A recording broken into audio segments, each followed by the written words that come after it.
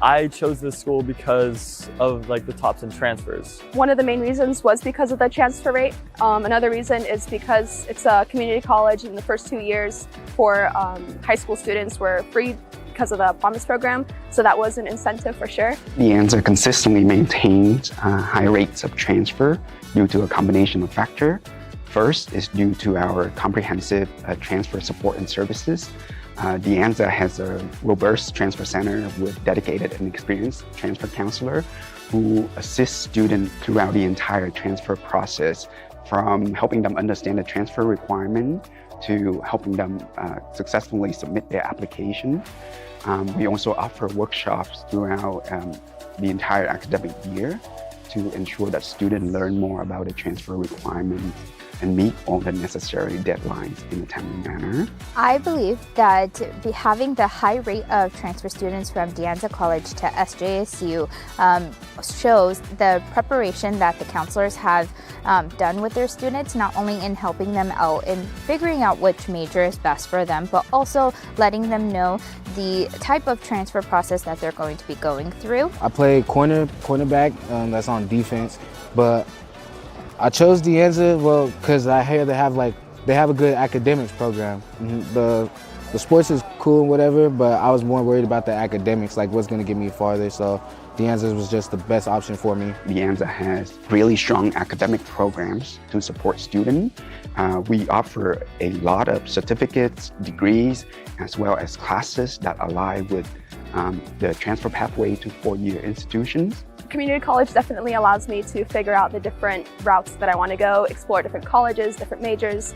We also host the transfer fair every year, which attracts a lot of students coming, and we were able to get many universities come to the Anza to share those information with the students. I think this is a really cool experience to just get knowledge of all these cool colleges. There's so many. My mom and I did some extensive research, found out a few things that the Anza College's slogan of top-in transfers, because their matriculation or transfer rate from the Anza is high.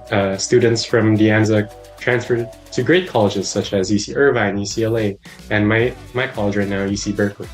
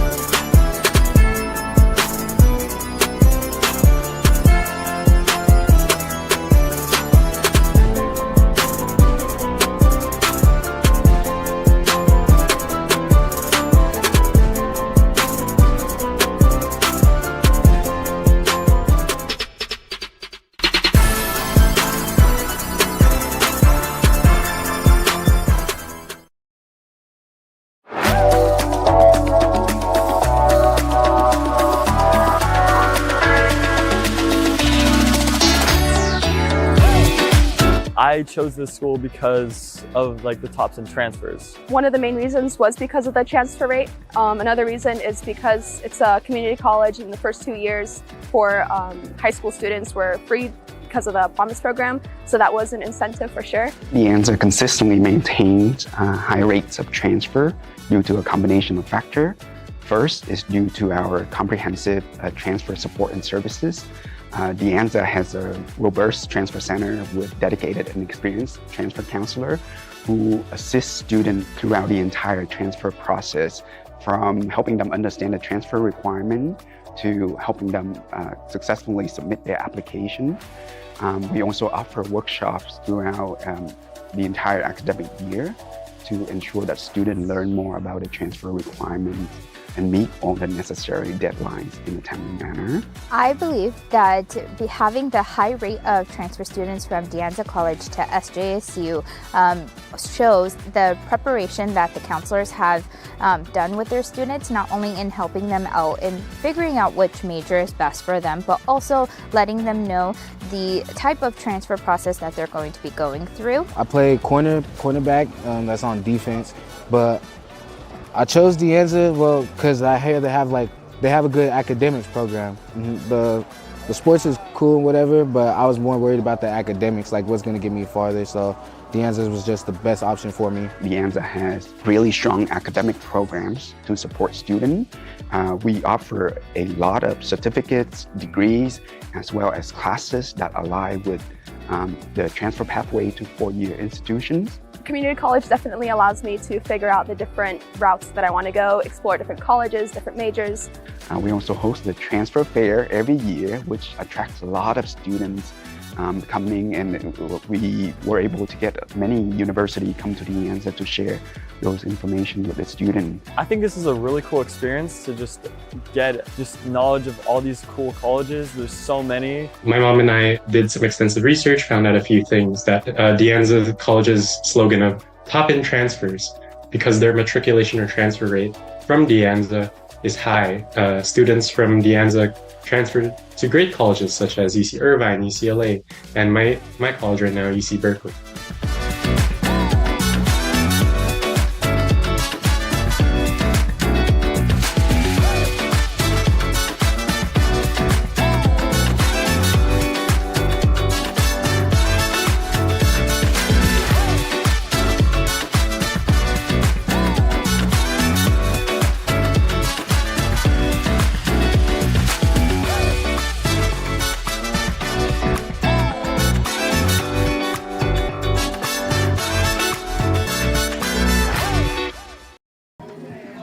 Good afternoon, ladies and gentlemen. Welcome to De Anza College in beautiful Cupertino, California.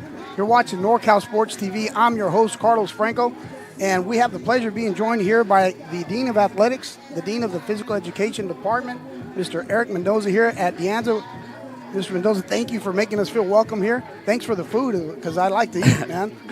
And thanks for having us here in this beautiful press box. Good afternoon, and it's our pleasure. We have enjoyed our first year with NorCal Sports TV, and it seems to be good luck because every broadcast has been a victory. So we're ready for one more. It's been a victory, and one more would make you the champions here in the American Division Bowl. Now, today we're going to talk a little bit about, of course, the guests here. We have Feather River, who came in there 9-1. They won the Pacific 7 division. That only loss came here at the hands of your team here at De Anza. That was back in September, 35-29 game. Yeah, back in week 3, and for us to be 10-0, and the old adage is it's tough to beat a good team twice in the same year. So we know that Feather River is hungry for revenge, and we're hungry for something we didn't accomplish last year, which was finishing out the season with a perfect 11-0 record and bringing home a bowl game championship here for the first time in several years. So, evenly matched, two teams that are evenly matched, both offensively and defensively. People would look at the stats and say, oh, both teams average more than 50 points. It might be a high-scoring affair, but also both teams are top 3 in the defense in the state of California. So it could be a battle on the defensive end as well. So, again, couldn't ask for a better situation for us to be at home, great weather in front of our home fans, and super excited to kick it off here at 12 o'clock. Now, you mentioned the defense. Both defenses are averaging, they're giving up about 15 points a game. 15, that's very minimal. And you mentioned the fans here. There's also a lot of fans from Feather River College who traveled, made that 5-hour drive. They're here to watch this contest as well. Now, we're talking about early before we started on the broadcast, ranked 18th in the state is De Anza College, your team, and also ranked 22nd is Feather River College. Now, you mentioned to me that you were ranked nationally. You want to talk about that? Yeah, so there's a JC Gridiron production publication by Brad Hoyseth. We are number 29 in the nation, so A lot of great accolades coming our way for having a great season. Rare for an American Division team to be ranked amongst in the state and also amongst the nation, because most of those ranked teams are, of course, in the national division. Correct. Speaking of national, like our great country, you gave me the heads up that there's some watch parties going around this country. Our great country. Who's watching and where? Yeah, I want to shout out some of our viewers. We understand that Coach Vic Martinez for De Anza, the offensive line coach, has some family down in Southern California, and there might be a party going on watching at a local establishment in Southern California, and also back in Baltimore, Maryland, where a number of our great student athletes are from. We understand that some families got together, those that weren't able to come out to watch the game here in person. There's a party in the DMV, so we're grateful that they are watching, and hoping that they can bring us some good luck in these next 3.5 hours. Well, Mr. Mendoza, if I wasn't nervous, I'm nervous now. You're telling me all these people are watching. Oh, yeah. So we're about 7 minutes away from kickoff. I want to remind everybody to stick around for this game. I want to thank NorCal Sports TV and our sponsors, and we'll be right back.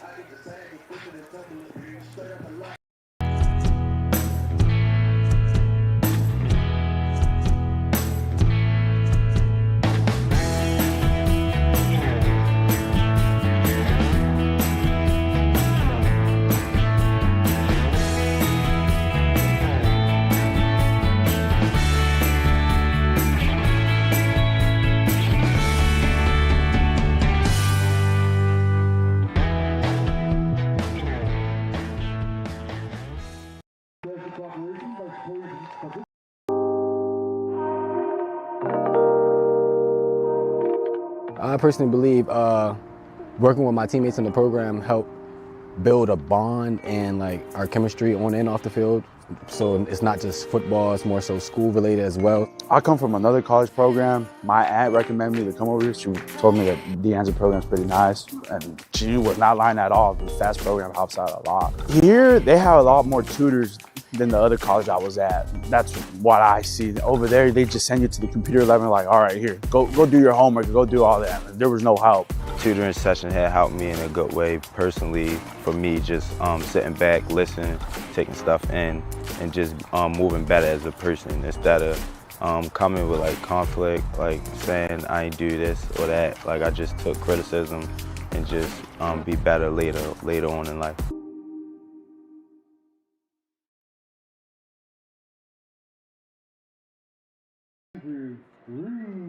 Bottom. Speaker 3, Mr. Kenny Leflett has the call. Okay, gentlemen, first of all, congratulations on making it through this game. It's an honor for both teams. Hello, ladies and gentlemen. Welcome back to De Anza College. We're here live 3C2A Championship Football. And the coin toss, today's officials, the referee is Mr. Kenny Leffel. Umpires Joe Depner. Head linesman is Damon Jones. Line judge Lance Knoll. Field judge Marvin Turk. Side judge Paul Shute. And back judge Jason Smith. As you're seeing here, what's going on with who won the coin toss and who's going to defer and who's going to receive the ball. As you see, De Anza is going to have the football first here in this American Division Bowl game. So De Anza is going to have the ball. They're looking to get the ball in the end zone quite often, as they've been doing. Now, when I'm going to tell you these scores, you might not believe it. Both teams have scored just crazy amounts of scores in the 20s, 30s, 40s, 50s, 60s, 70s, 80s, and even the 90s, believe it or not, ladies and gentlemen. The scoreboard looks like your speedometer when you're getting on the freeway on the on-ramp with these two teams.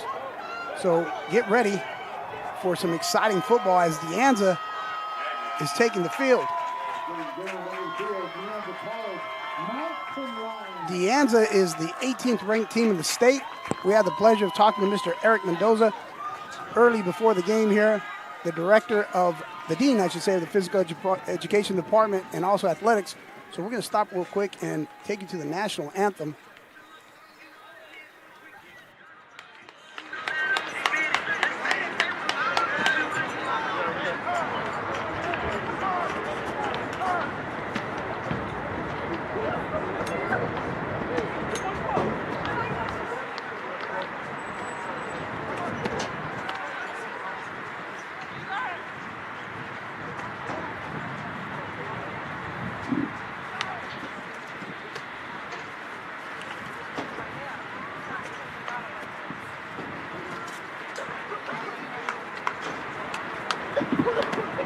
Ladies and gentlemen, the California Community College football community mourns the loss of a true legend, John Bean, after he was taken from us in a senseless shooting on the Laney College campus last week. For decades, Coach Bean dedicated his life to developing young talent, not just as a coach, but as a mentor, both at Laney and Skyline High School. His impact on generations of student athletes in the Bay Area is immeasurable. The California Community College Football Coaches Association, along with the NCFC, SCFA, and 3C2A, send their deepest condolences to his family, friends, and the countless players whose lives he helped shape. We ask you to please join us in a moment of silence in memory of John Bean.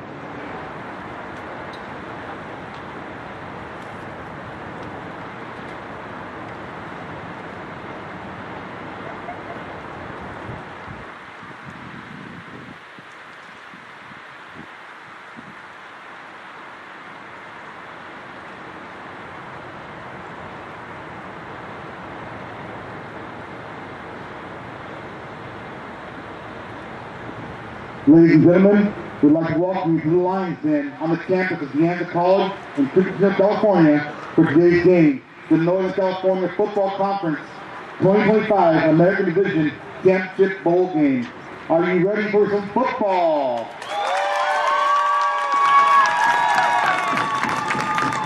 Let's meet the teams. Out of the Pacific 7 League, the 22nd ranked team in the state finished the regular season with a 9-1 overall record, going to perfect 5-0 in league play, and was crowned the 2025 Pacific 7 League champion. They are led by head coach Nick Goulet in his 9th season. Please welcome the Feather River College Golden Eagles.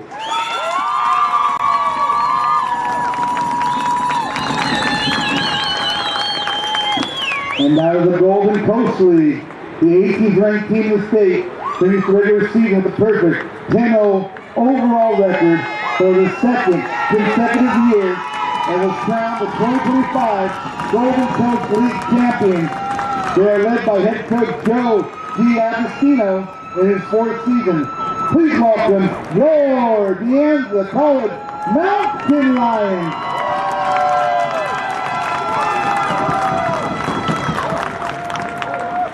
And now it's time, would you please direct your attention down to the field. For those that are able, would you please rise and remove your caps. Here to perform our national anthem, please welcome a member of the Anza College Sports Medicine team, Miss Diane Fonco.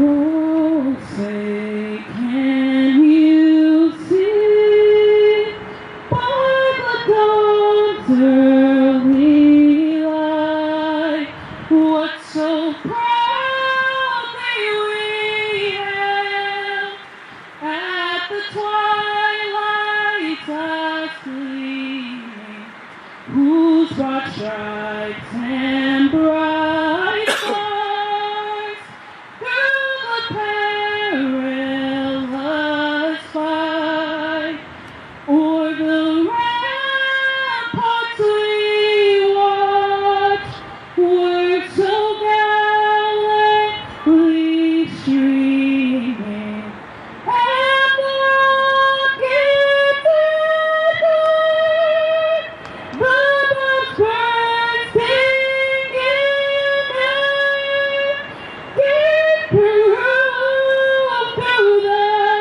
night that our flag was still there.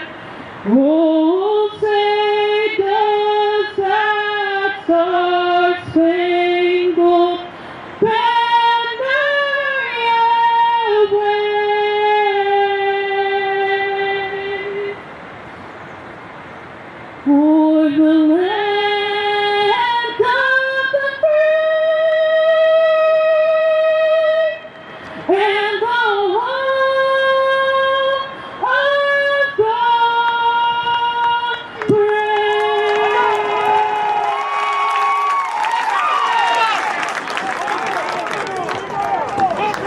Welcome back, ladies and gentlemen. You're watching NorCal Sports TV. I'm your host, Carlos Franco, and we're ready for some exciting football here.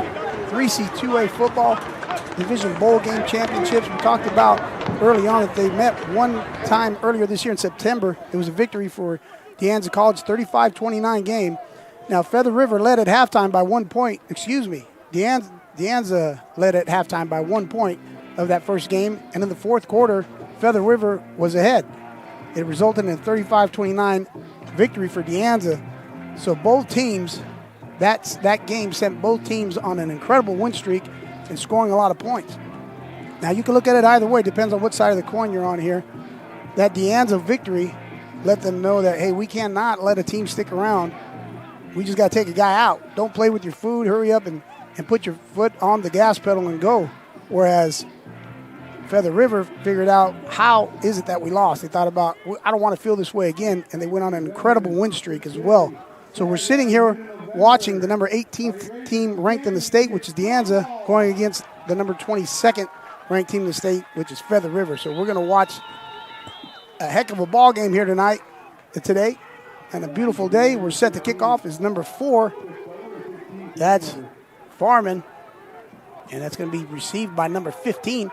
As he starts running to his left, he cuts back, goes to his right. He's finding some room. And number 15 on the return, that's Chris Butler out of Maryland. And we've been told there's a party going on in Maryland. People are watching, so right away, one of your own, Mr. Butler, Chris Butler out of Maryland, gets this party started here in California. Number 22, I believe, and number 13 was on the tackle for Feather River. That's going to be Dejan Jacques, defensive back. So here comes De Anza with Ian Kirby at running back. He's thrown 26 touchdowns this year, 9 interceptions. He's been 192 out of 258 attempts. He puts that guy, Hakeem Wright. You'll be hearing a lot about him today in motion number 4. As Kirby right away, he gets to work. He completes his pass to number 88. I hope I'm pronouncing it correctly. It's Roque.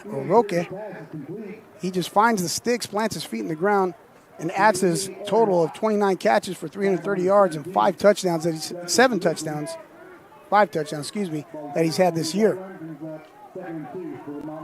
So Kirby comes back out operating with 2 receivers to either side.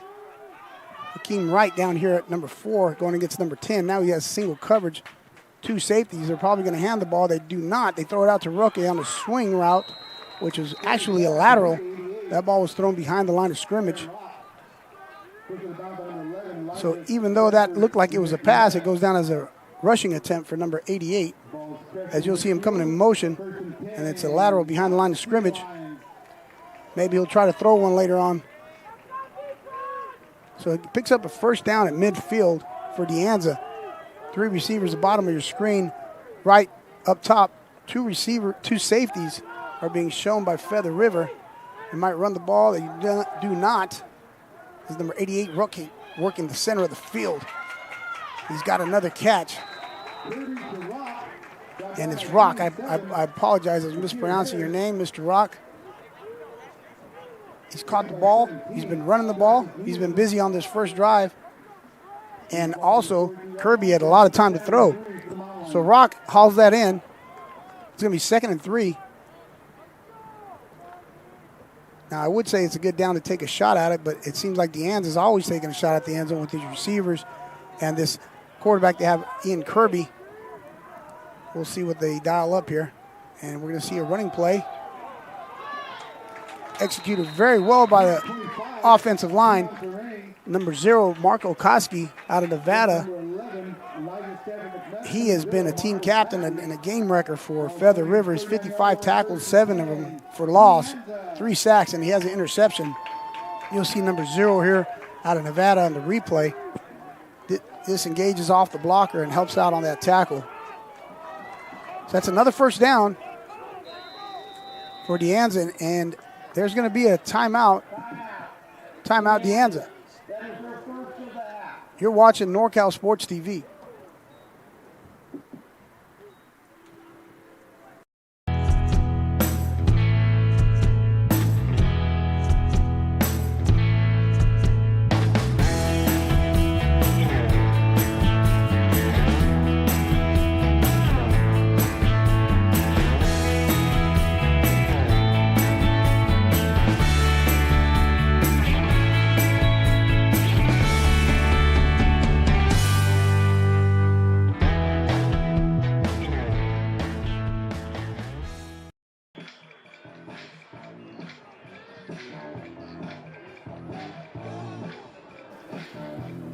Hello, ladies and gentlemen. Welcome back to NorCal Sports TV. I'm your host, Carlos Franco. De Anza is looking very sharp right now in their opening drive of the ball game.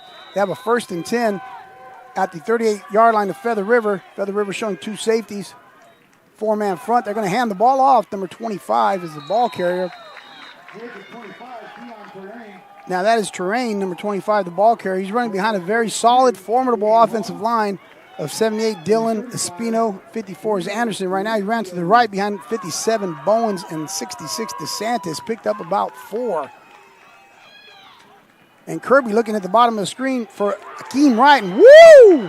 What a tackle, ladies and gentlemen, by number 10, Mitris Dittman, a defensive back out of Louisiana. Watch this reaction, read and react. Now these teams, as we talked about, they're extremely familiar with one another. Now it's going to be 3rd and about 7. We'll see what play gets dialed up here by the offensive coordinator of De Anza. So it's going to be 3rd and about 7. 2 receivers bottom screen, right in motion. Dittman's under, Ian Kirby under some pressure. He escapes pressure. He's running. He's still on his feet. He's going to be really close to the first down marker. He was taken down by number 42. That's going to be Aiden Hall. Now you see Kirby scanning the field. He's under pressure there. And he evades another tackle, and Aiden Hall goes down there and takes him down. He did not quit on the play, did number 42 Hall. And as a result, Kirby picks up a 1st down. This is the 3rd 1st down on this drive. It's already taken 4 minutes off the clock. We're at 11:07 in the first quarter.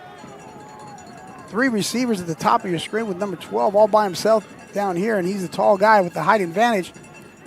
Swinging out to number 25, I believe. Or was that 26? That would be Terrain. So they're trying to screenplay out there with the 3 receivers at the top of your screen. Now I'd like to point out that all the receivers here on both teams, they're very dogged in the way that they go after the defenders when they block. Feather River does a really great job, their receivers as well, blocking for teammates. And you just saw right now, De Anza doing the same. So it's going to be 2nd and 9. 2 receivers on either side. Kirby scanning the field. He's looking toward the center of the field and connects. That's number 12, who hauls that in, Jadari Young. He's a 6 foot, 210-pound receiver out of Virginia. And he found the open area, and Kirby found him in between 2 defenders. Really nice, settled down in the zone. That's another 1st down. So that's about 4 1st downs on this opening drive alone. And now the ball's sitting on about the 11-yard line, 16-yard line. As it's 1st and 10, Kirby with Wright in motion. And it's going to be 88 Rock. He kind of slipped initially and taken down a great solo tackle by Akir Harris, number 27. He's a freshman out of Arizona. That was a really nice tackle by 27. So it's going to be 2nd and 9, and the ball's spotted now at the 15-yard line. And we're down to about 9 minutes as this opening drive. De Anza's been very efficient, taking a lot of time off the clock. Number 9, Kirby, at the controls with Terrain to his right in the side cart. Number 12, Young, in motion.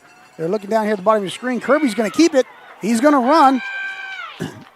And he's tackled, taken down by number 11. That's Teron, number 11 on the tackle. That's Elijah Stafford McNutt. He's a sophomore out of Washington. You'll see 11 come up here. Stafford McNutt make that tackle. Now, what's going to happen here with number 9, Kirby, we all know how I talked about his numbers earlier. 26 touchdowns, 9 interceptions. He could also run the ball, and he's showing you that he also has that talent. As it's 3rd and about 5, with Wright at the bottom of your screen with Rock. Kirby's looking that way, and there he goes. He's going to run. He's scrambling, looking for some help. He's going to take it himself. He's pushed out of bounds, or escorted out of bounds, I should say, by that same guy, Stafford McNutt. So that's 2 plays in a row for number 11. But good defense by Feather River, not allowing any receivers to get open there. And Kirby going to make it happen with his legs. Now it's first and goal, excuse me. So it's first and goal from the 6-yard line, I believe. We're sitting in a very nice press box up here. I'm trying to look around. Got a lot of fans who are standing here in front from both teams. So first and goal. Kirby puts Young in motion. He's going to keep it on the ground to Terrain. And number 42 with a nice tackle. That's Hall. He has 28 tackles this season, 10 tackles for loss, 4 sacks. And you'll see Hall working number 42. He just cuts in front of the pulling lineman, which was 78. Nice play by Hall. That results into no gain. So the ball's spotted on the 5-yard line. It's going to be second and goal. And Deanza taking a little bit more time in the huddle. They've already taken quite a bit of time off. This is their opening drive, and we're at 7 minutes into the first quarter, the remaining in the first quarter. And keep the ball on the ground to Terrain. Terrain's got some room. He's into the end zone. Touchdown. Number 25, Terrain. And just like that, ladies and gentlemen, that drive took a lot of time off the clock. You'll see here the replay is Terrain running to his left. He's behind 78, Dylan Espino, Anderson. You see those big guys up front pushing those bodies. Bowens, 57, 66, DeSantis. And Terrain, he does the rest. So Diamond is the holder. Kicker is number 48, Rodriguez.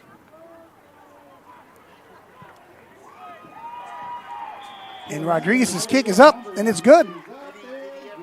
So with 6 minutes, 53 seconds remaining on the opening drive of the first quarter, Deanza leads Feather River. You're watching NorCal Sports TV. Whether you're taking Highway 49, Highway 99, coming from anywhere in the 209 or much, much further, take a drive up Highway 108 to the NorCal Sports TV Summer Basketball Camp. It's a 5-day overnight summer basketball camp in the Sierra foothills of Sonora. The NorCal Sports TV Summer Basketball Camp, where we keep it 100. We're back here, ladies and gentlemen. Terrain on the touchdown run for Deanza puts them up 7-0 as we're going to wait the kickoff here from number 48 of Deanza. That's number 48 of Deanza, excuse me. Armando Rodriguez, you're looking at Terrain's touchdown run. Rodriguez added the extra point. Now he's going to kick off. We have number 7 back deep, Matthews, along with number 21, Cable. And there's the kick. It looks like it's going to be number 7. And the ball's still bouncing on the ground. And what a heads-up play by number 15 of Deanza, Chris Butler, Baltimore, Maryland native. What a heads-up play. Now remember, the ball is live on a kickoff once it travels to 10 yards. And it took a friendly bounce as number 7 came up to field the ball. But look at that effort play by number 15, Butler. And with that tackle, that means that Feather River is going to take over 1st and 10 inside their own 5-yard line. Caden Leaf at quarterback, and now he's not. A little bit of trickery, so now he's back at quarterback.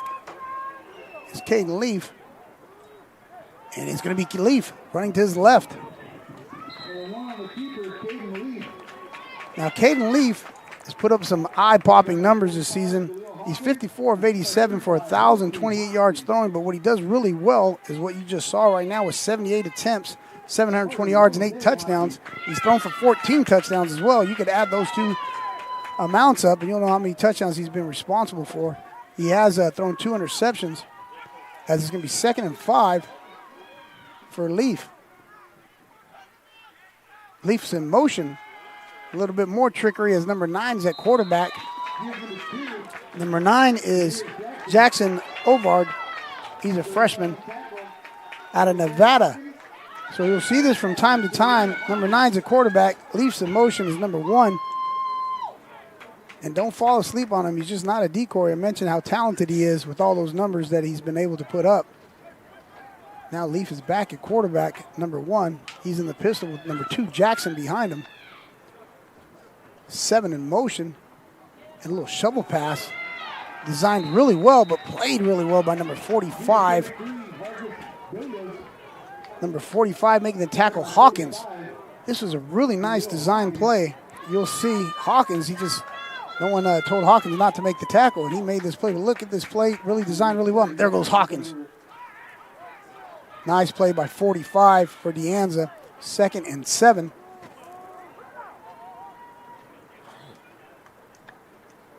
Number 5 in motion. They're going to keep it on the ground. Number 2. That's Jackson. And what a play by number 90. That's going to be number 90 is Andrew Rutenbottom. And he's another Maryland guy. He's got 54 tackles, 3 sacks, 18 TFLs. And number 90 making his presence felt early today in this game. It's going to be 3rd and about 7 for Feather River. As Leaf surveying the field, puts a man in motion, number 5. And Leaf's going to throw it. He's looking for number 12 on the screen. And couldn't connect with number 12, the intended receiver. That's Kyle Valdez.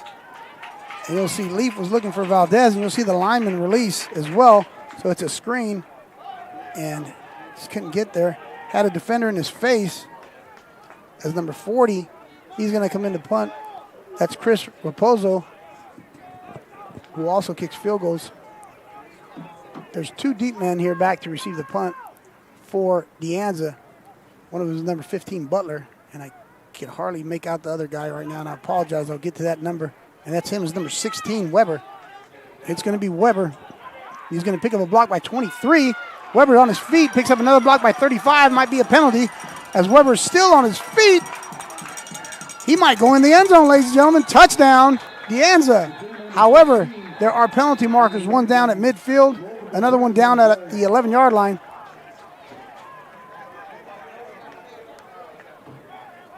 We also have a player down.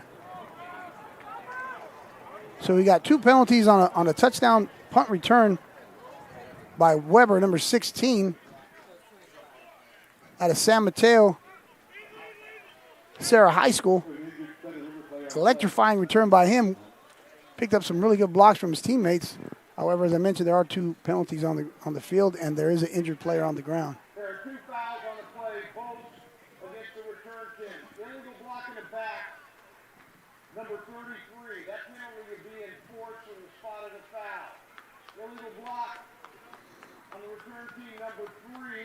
That penalty would be declined. 1st and 10, De Anza. So there's 2 penalties. You probably heard the Whitecap explain them. And they're going to enforce one of them. You'll see there may be, right there was one of them possibly, and that resulted in an injured player as well. And then you'll see another penalty marker coming in here. But what I will tell you is that Jaden Weber's not going to tell anyone on his social media that it didn't count. He's going to put that up because that was an electrifying run by him. Number 16 out of Sarah High School in San Mateo. So we come back here where it's going to be 1st and 10 for De Anza from their own 45-yard line. They lead 7-0. 4 minutes, 13 seconds remaining in this first quarter of the American Bowl Classic here, we'll call it.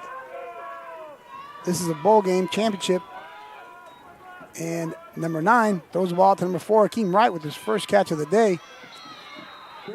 And he's tackled by a host of Golden Eagles, as Akeem Wright's going to attract a lot of attention. And that's going to come into play a little bit later.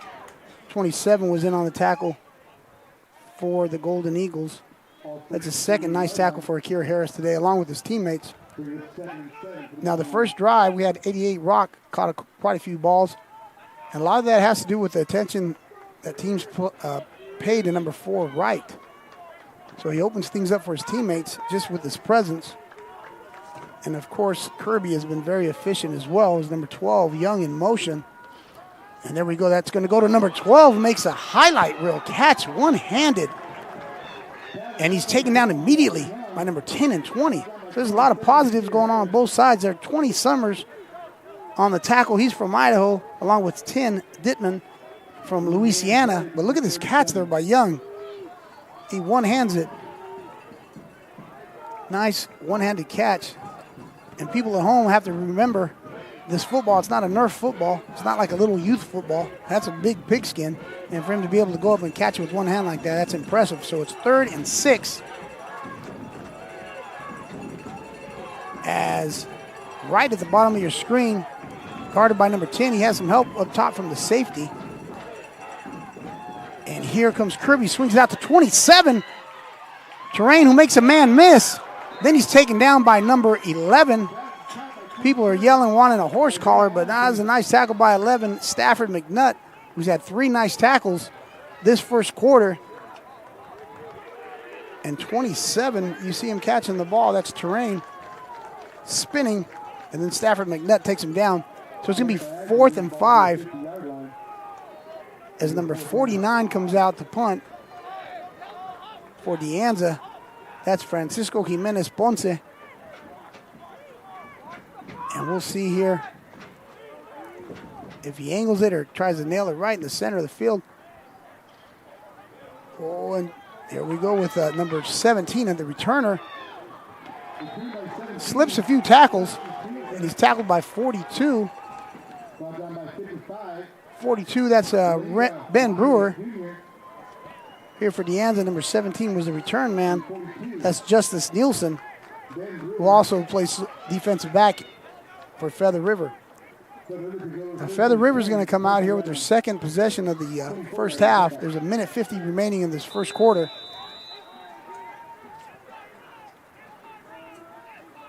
And Caden Leaf is in the pistol formation with Jackson behind him. Puts a man in motion. They're going to keep it on the ground to Jackson. Jackson running hard. Looks like he got face mask there. And I believe he did get face mask. There's a lot of penalty markers on the ground there, but Jackson's showing his strength, as even though he's being face masked, he just pulled the defender with him. We'll see what the call is.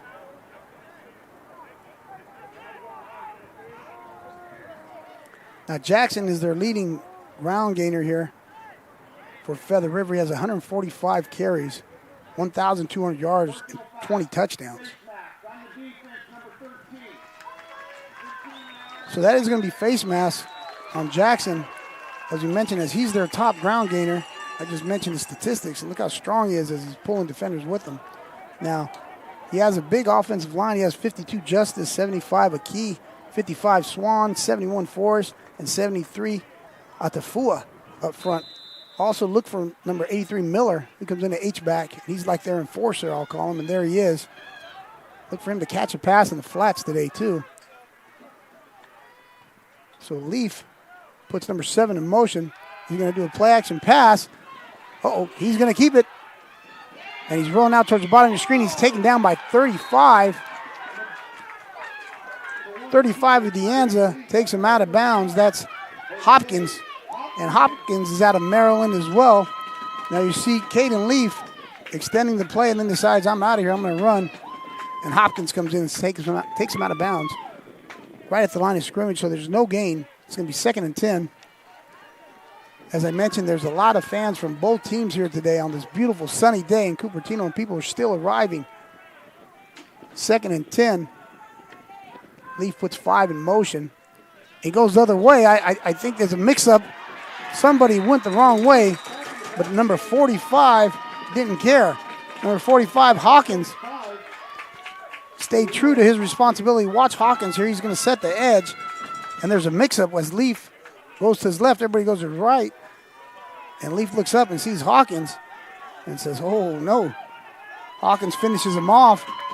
Hawkins, 33 tackles this year, 2 sacks, 7 TFLs. He's adding to that total is Mr. Hawkins, and he's a native of Maryland as well. So that's going to be a loss, and it's going to take us to the end of the first quarter. This is 3C2A football bowl action. I'm your host, Carlos Franco. You're watching NorCal Sports TV, and we'll be right back, ladies and gentlemen.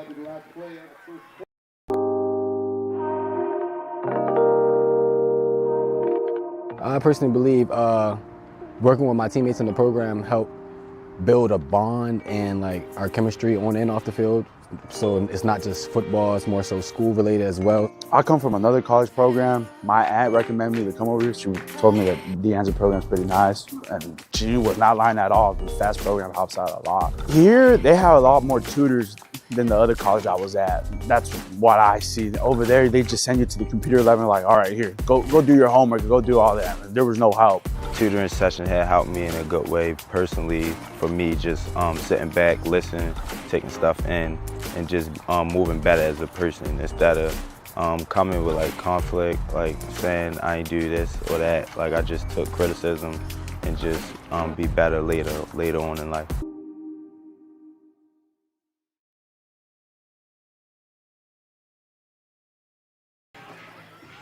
Welcome back to NorCal Sports TV, ladies and gentlemen. 3C2A bowl action football here. Feather River has a third and about 15. De Anza on defense in the red, Feather River with the white. And it's going to be Leaf. He throws the ball out to his running back number 2, Jackson, out of the backfield. And he picks up some positive yards. He's going to be short of the first down marker. He's taken down by number 35, Hosey Hopkins, out of Maryland, who had a big tackle early on the quarterback. And you'll see Hopkins here, along with one of his teammates, number 2. That's Skinner, helping out on the tackle. Just going to bring up a fourth down as number 40 enters the game. He's going to punt. That's Chris Raposo.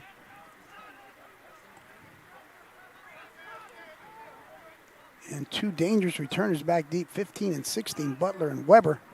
And nice punt. There's a lot of hang time. And that's going to hit the turf. Takes a bounce. And number 95, the long snapper, going to get some attention here. He hardly ever does. Caden Martin downs the ball there for Feather River. So Caden Martin, nice snap, and he goes downfield, and he downs the football. So it's going to be 1st and 10 for De Anza. They're going to take over at the 26-yard line, their own 26-yard line. And there's 14 minutes, 9 seconds remaining in the half. They lead Feather River 7-0.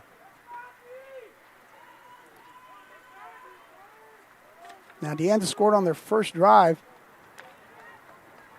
and they took a lot of time off the clock on that opening drive.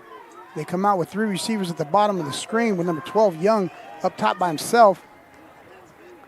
Kirby puts number 10 in motion, and they're going to throw the ball to 12 up top as number 50 ran out there to make a nice block. Very well-designed play as Jadari Young on the reception. Nice. And number 50 ran out there. You'll see his on the replay. You'll see Espino as he comes out there to help out his teammates.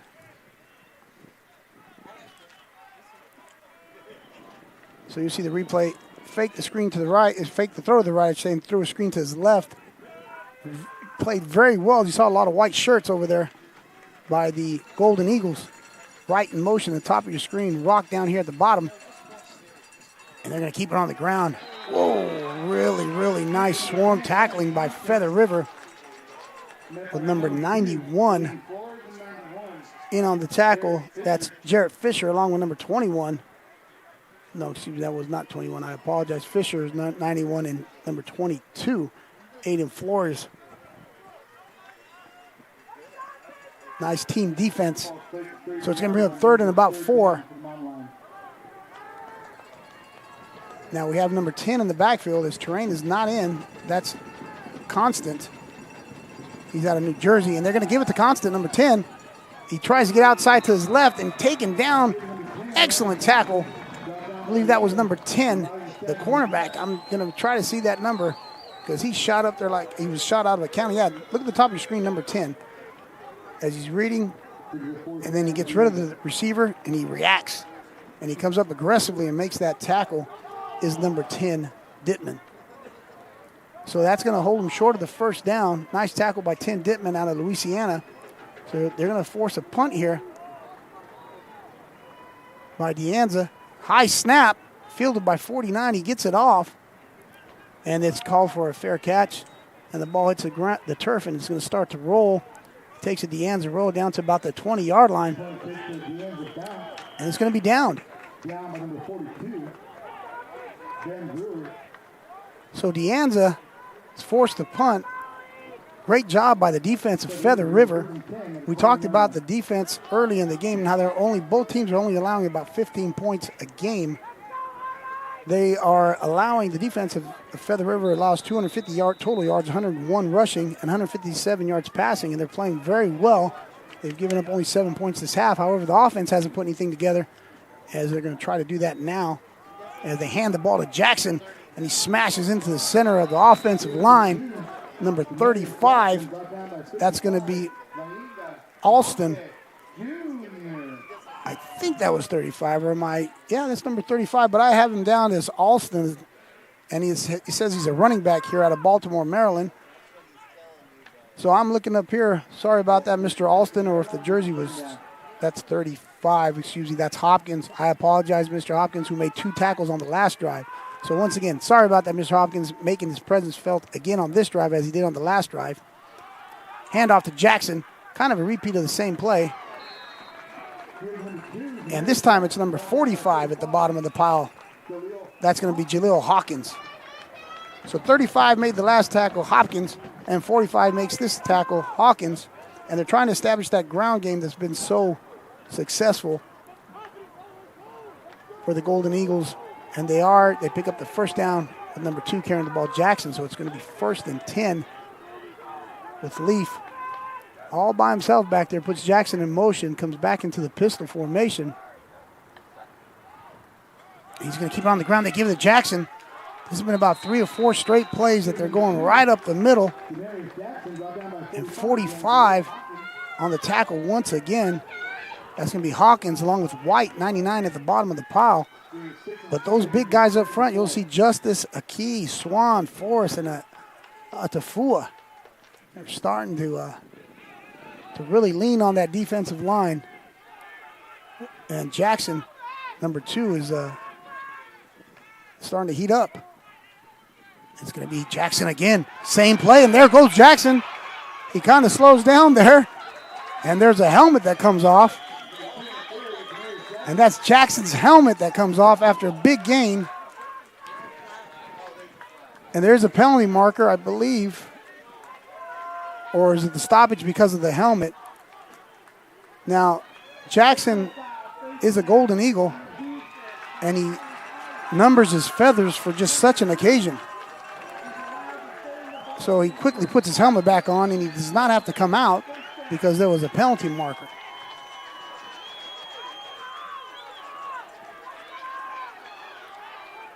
So as I mentioned, that offensive line is starting to really lean and press on the defensive line of Anza, and Jackson has been carrying the load there. And they're just running inside zone, it looks like.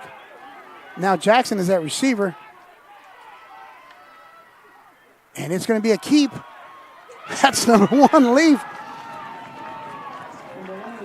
Now, exploitation by formation, because nothing changed there. The only thing that changed was that Jackson was at the top of your screen in the slot, and Leaf, he just kept it. The blocking scheme was the same up front that it's been for like 4 or 5 straight plays. Really excellent offensive line work by the Golden Eagles. So Feather River has Weber at H-back. Look for him. I mentioned catch or pass is 83. Number 5 in motion. And it's going to be Leaf once again on the ground. Oh, my goodness. I know I have my headset on up here, but I could hear those helmets cracking. Number 6, Addison at the bottom of the pile.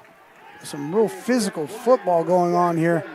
And you see all these big bodies smashing into one another.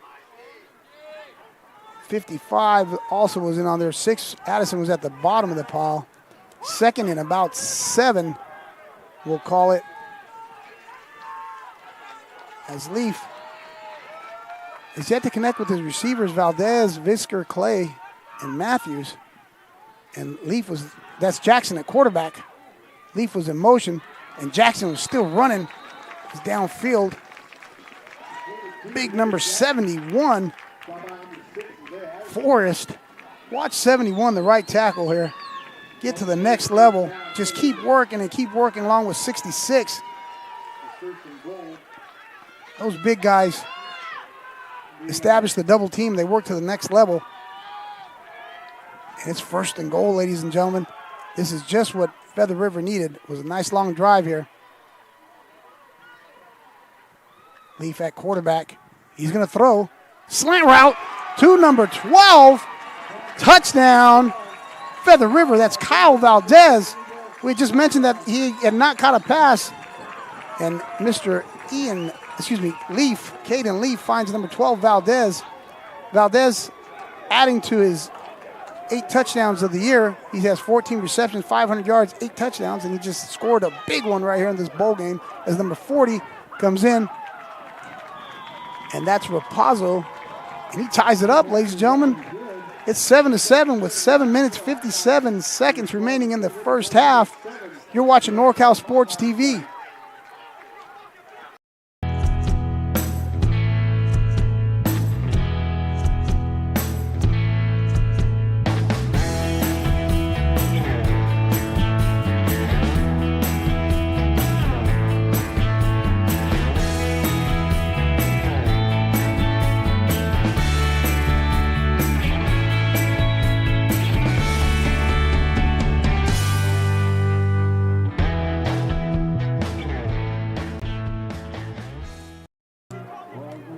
Hello, ladies and gentlemen. Welcome back to NorCal Sports TV. I'm your host, Carlos Franco, and we're watching one whale of a ball game here. It's all tied up at 7-7, 7 minutes, 57 seconds remaining as Feather River has answered. They're going to kick off to your home team, De Anza. And the kick is up. It looks like it's going to be number 15, Butler.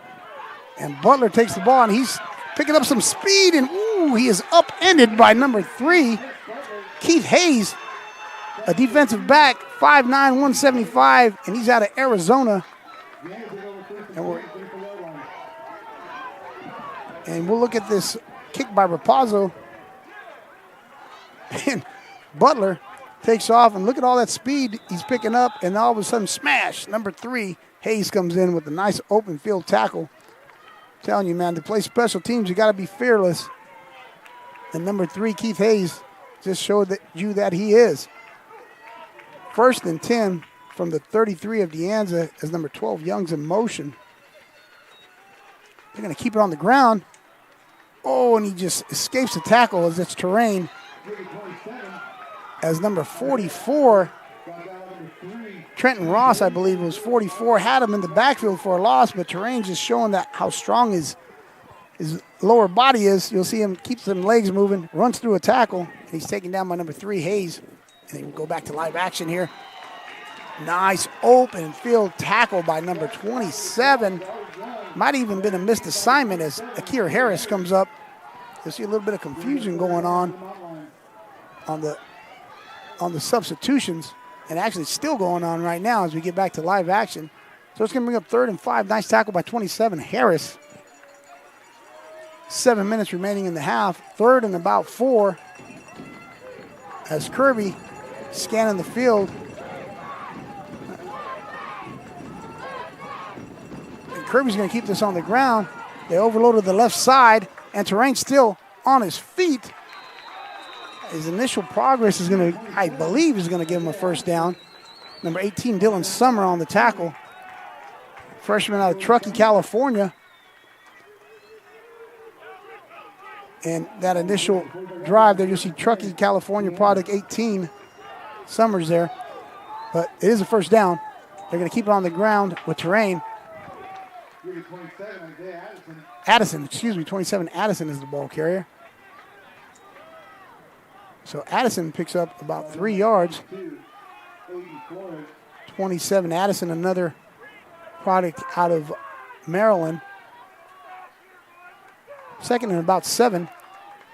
It's going to be Addison again, running hard behind the left side of his offensive line. He slips out, He almost picks up a first down. He's really close if he didn't get it. He's extremely close running behind the left side. You'll see behind Dillon, Espino, Anderson, Bowens, DeSantis. And they're going to get the ball again to Addison. 3 straight. Why not? He's been productive. And he's close. We'll see. Oh, no. The official has spotted it. Said it's going to be 4th down. So it's going to be 4th and maybe less the length of a football. So here we go. Big down here. As Addison is still in, they're going to give it back to him. Smashes into the offensive line. He's taken down by Zero Kaski and number 42 as well. However, he's going to pick up a first down, and that's going to restart the clock. So it was Kaski on the tackle along with 42 Hall. First down with 5 minutes, 10 seconds remaining here in the first half. We got a tie ball game, ladies and gentlemen, 7-7 in the American Bowl here. This is a championship game for both teams are representing their conferences. 1st and 10. Number 27 running really well. That's Addison. He's got about 5 or 6 straight carries as Addison. He only picks up about 1 on this particular play as he's out, and number 25, Terrain, comes back in. We were talking about this being a championship game. Here's the Golden Coast champions. They're 10-0. That's De Anza. 9-1 Pacific 7 Coast champions. That is Feather River. 9-1. Their coach is Coach Goulet, Coach DiAgostino here for De Anza. And they're all tied up at 7. 2nd and 9. Kirby scanning the field. Ian Kirby takes the snap. He's going to hand it on to Terrain. He's hit by quite a few Eagles there, but at the bottom of the pile was number 11, Elijah Stafford McNutt. You'll see 11 working and get down right there around the ankles. And he did get some help from his teammates. It's going to be 3rd and about 6. Man, this has been a great first half of football. As this place is getting pretty loud here. And there's going to be a timeout. Timeout, De Anza. You're watching NorCal Sports TV.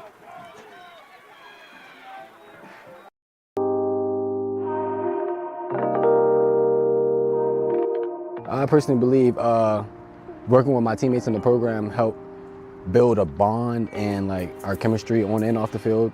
So it's not just football, it's more so school related as well. I come from another college program. My aunt recommended me to come over here. She told me that the Anza program is pretty nice. And she was not lying at all. The FAST program helps out a lot. Here, they have a lot more tutors than the other college I was at. That's what I see. Over there, they just send you to the computer lab and like, all right, here, go do your homework, go do all that. There was no help. Tutoring session had helped me in a good way personally. For me, just sitting back, listening, taking stuff in, and just moving better as a person instead of coming with like conflict, like saying Welcome back, ladies and gentlemen. That was a timeout, De Anza. I know there's a D and an A on the field, but you would think you're at Feather River College right now. This place is loud. And here we go, it's Kirby. He throws an interception to number 11, McNutt. He's still on his feet. It's Stafford McNutt. He's going to score a touchdown, ladies and gentlemen. Touchdown, Feather River. Elijah Stafford McNutt. Woo! Sophomore out of Washington. Takes the interception. You'll see him there, and look at all his help he's got. His teammates blocking for him. He's had quite a few tackles already this first half, but he made that. That's a big play. As there's 3 minutes, 27 seconds remaining in the first half. That's plenty of time for De Anza to score. However, Feather River is going to receive the kickoff of the next half. So number 40, Raposo in. His kick is up, and it's good. So with 3 minutes, 27 seconds remaining in the first half, Feather River leads De Anza. You're watching NorCal Sports TV.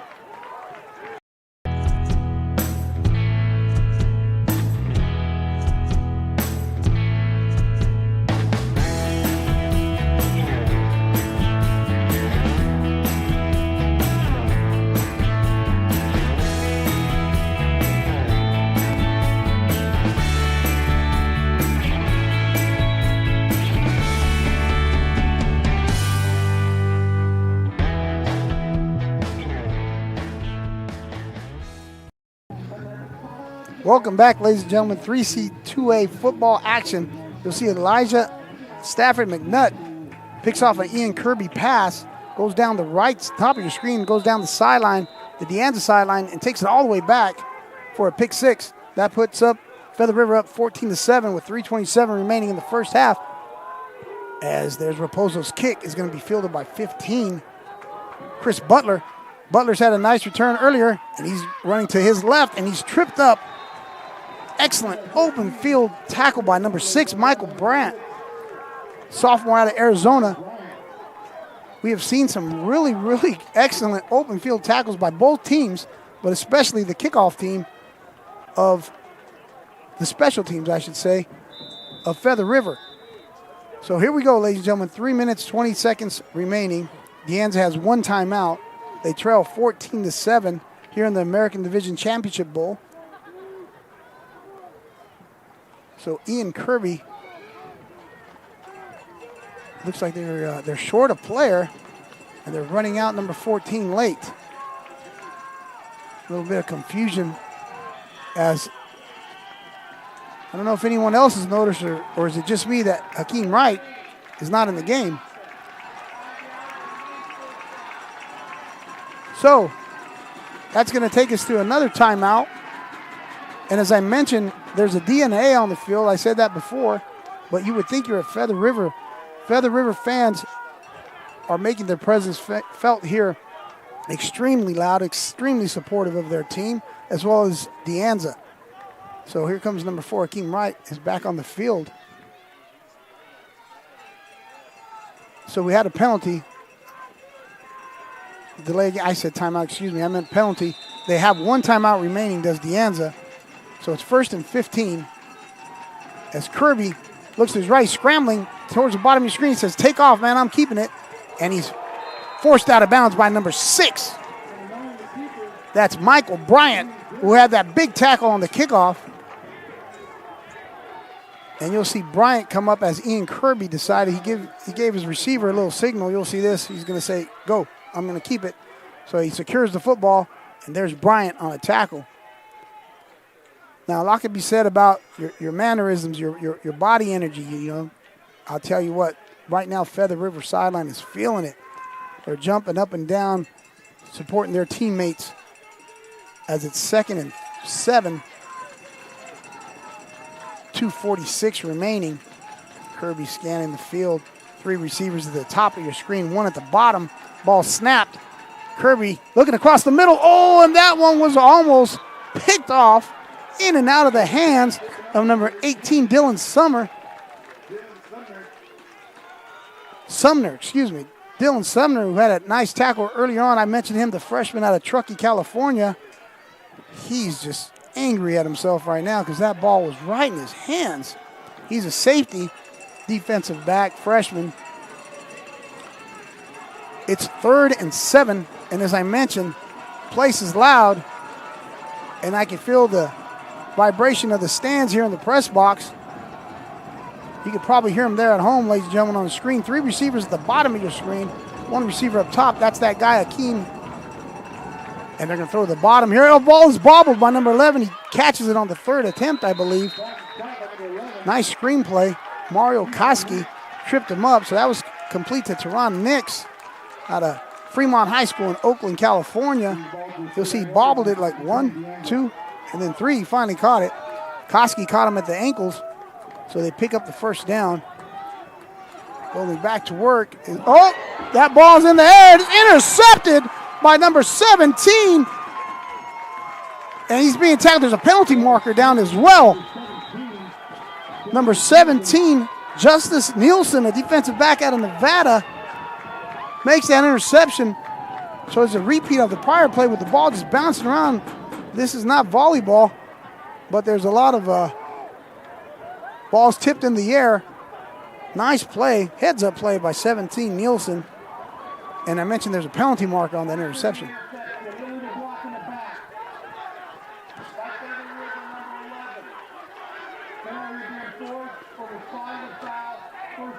So that's going to go against Feather River, blocking the back on the interception. Now, 2 minutes remaining, and I did mention that they're going to receive the ball in the second half, so they're going to try to double up here, get 2 scores. So as a defender, you got to know, but you need your eye discipline here because they run the ball so well that there's going to be a play action pass. Jackson and that offensive line, along with Leaf, have been running the ball very well. Number 7 in motion. Goes yo-yo in and out. They keep it on the ground with Jackson, and he finds a big hole right up the middle of the field. Woo! Action, Jackson. Tackled by number 13, Alex Jacoby. And I mentioned how this offensive line has just been starting to take over, just that inside zone play. Justice, Aki, Swan, Forrest, Atafua, throwing 83 Miller. So Feather Rivers found something with their ground game, and that ground game has been very efficient, very effective all year. They averaged 483 yards per game, 327 which are rushing yards. And they're showing you why right now. So it's going to be 1st and 10, 2 minutes remaining. We're at the 2-minute timeout right now. We'll go back to some of the highlights here of the game. So this was the first drive of the game. That's Terrain, number 25. Goes in for a touchdown. And we're going to get back to live action here. 1st and 10 after the 2-minute timeout, which ball spotted on the 22-yard line of De Anza. 1st and 10. Number 7 in motion. Number 1, he's going to keep it. And he's still on his feet. Caden Leaf at quarterback, a freshman out of Red Bluff, California. You know, we talk about the physical aspect of all this, of him making this play with his body, we'll say, but what's in between them 2 ears is that brain. Everyone's reacting off what he does, and he makes the right decision. He's looking over here at the sideline just to be calm and cool and be able to be the catalyst of this offense. Smart guy is number 1. So here we go. He takes the snap, and he hands it to number 2, Jackson, who smashes into the defenders, running behind number 83, Miller, along behind Justice and Akai, 75. So remember, don't fall asleep on 83 Miller, who's been known to catch a pass or two in the flats off a play action pass, but they've been running the ball so effectively, I don't know if they're going to do that. Oh, they just did it right now. A little foreshadowing on my part. And Miller, got close to the 1-yard line. And I was just mentioning that it was there. I don't know if my headset was connected to the Feather River sideline and they called the play as I said it was going to happen, except Miller did not score. He's a little bit short. And it's going to be 1st and goal. And it's going to be timeout, Feather River. 14-7, Feather River leads with 38 seconds remaining. You're watching NorCal Sports TV. Whether you're taking Highway 49, Highway 99, coming from anywhere in the 209 or much, much further, take a drive up Highway 108 to the NorCal Sports TV Summer Basketball Camp. It's a 5-day overnight summer basketball camp in the Sierra foothills of Sonora. The NorCal Sports TV Summer Basketball Camp, where we keep it 100. We're back here, ladies and gentlemen. You're watching NorCal Sports TV. I'm your host, Carlos Franco. This is an exciting American Division Championship Bowl between De Anza College, which is ranked 18th in the state, ranked 29th nationally, versus the 22nd ranked team in the state, which is Feather River College. Feather River leads De Anza 14-7, and they're knocking on the door right here at the Lions Den. Ball's about on the 2-yard line. Watch out, Mr. Jackson. And here he comes. Touchdown, Jackson. Feather River College making a statement. Number 79 in the backfield. That's Jaden Love for some extra big boy support, we'll call it. You'll see 79. He comes across to your left. touchdown, Jackson. Now 35 seconds, number 40, Chris Raposo, comes in, and it's good. It's 21-7 with 35 seconds remaining, and Feather River is going to receive the kickoff in the second half. You're watching NorCal Sports TV.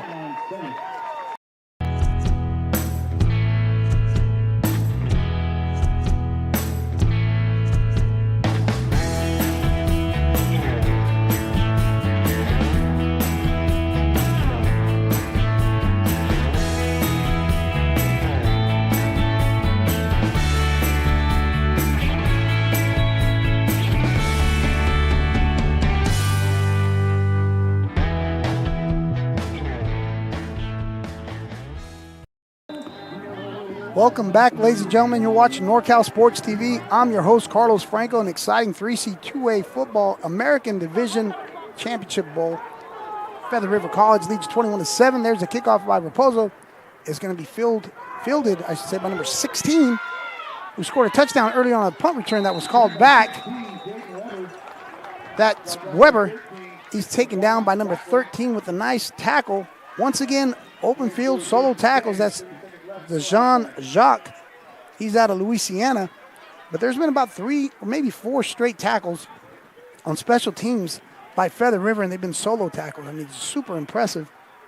Really good technique. You can tell that these guys have been coached really well on the fundamentals of football, and they lead 21-7 with 30 seconds remaining.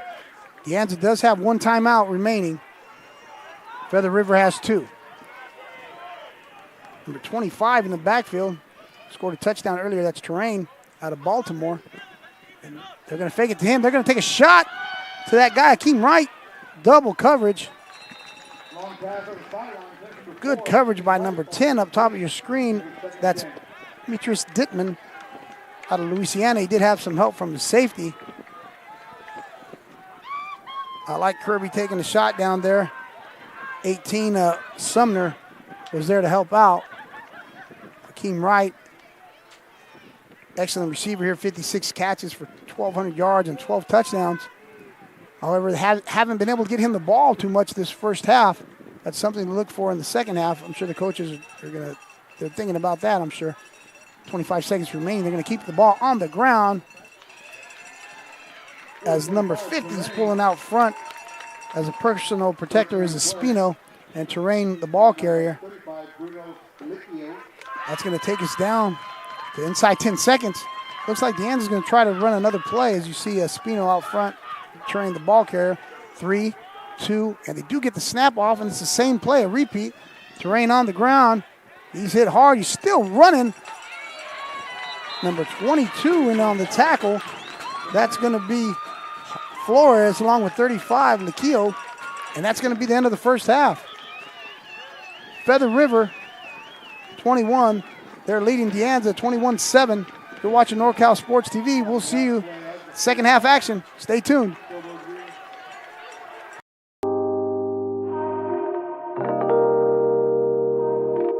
I personally believe working with my teammates in the program helped build a bond and like our chemistry on and off the field. So it's not just football, it's more so school related as well. I come from another college program. My aunt recommended me to come over here. She told me that the Anza program is pretty nice, and she was not lying at all. The FAST program helps out a lot. Here, they have a lot more tutors than the other college I was at. That's what I see. Over there, they just send you to the computer lab and like, all right, here, go do your homework, go do all that. There was no help. Tutoring session had helped me in a good way personally. For me, just sitting back, listening, taking stuff in, and just moving better as a person instead of coming with like conflict, like saying I ain't do this or that. Like I just took criticism and just be better later on in life. Honestly, coming to Anza, I wouldn't have asked for help. I would try to like do things on my own and make a way, but I found out like actually reaching out to your resources will definitely help me in the long run. The calculators, the scientific calculators that they provide are the best because those are very expensive, as well as the iPads and computers that we can rent over there are really good, and the hotspot as well that we have really helps overall. Financially helped me by ways though, it helped me with, though, help me buy my hygiene stuff, get some food, and help me pay for all books. Everything I need, like school-wise, financially, we was able to cover that. It's a place to get away from all the distractions that surround being a student athlete, get to focus on my work. It's just that safe haven. Those mental health check-ins that we have every Thursday, I found it really helpful, because now it's like, I'm not trying to sound corny, but it's like I feel it's like a safe place other than the football field where I can just like listen to someone, or where they even like give us a spot to go to when we need help and stuff. We won't know everybody's backstory. We won't know what they did before they got here, what they're gonna do next. But everybody that come here, not in the same situations. Some people come to California for school and they start off homeless. With 12U being open from 9 to 8, that's a good place to be, relax, chill, eat, while watching TV, do homework, until you gotta leave out and go face reality later on. But still, fast helps a lot, a lot.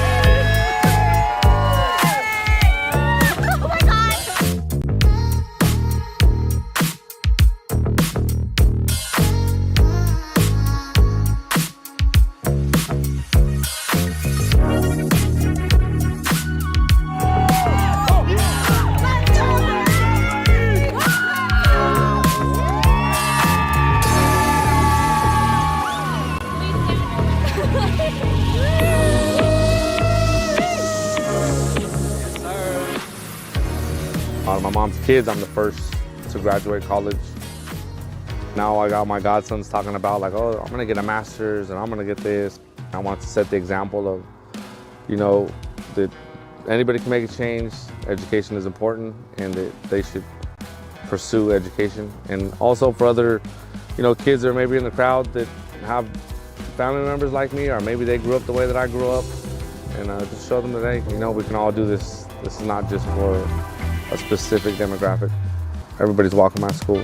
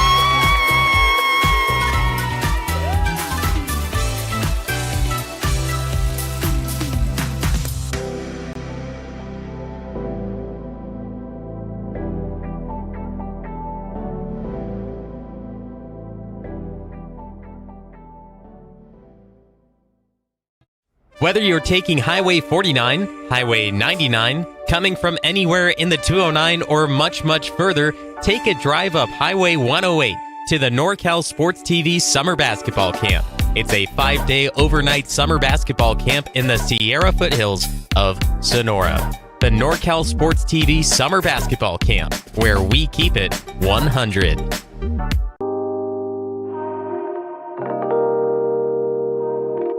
I personally believe working with my teammates in the program helped build a bond and our chemistry on and off the field.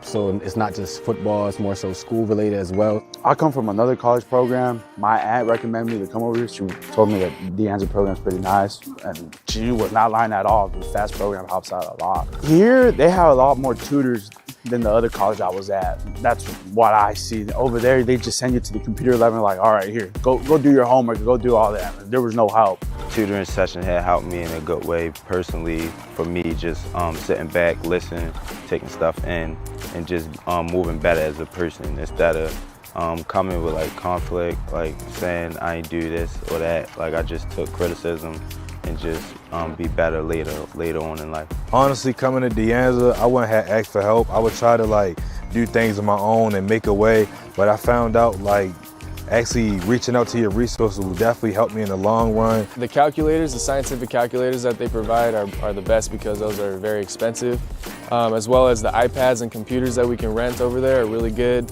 and the hotspot as well that we have really helps overall. Financially, it helped me buy ways though.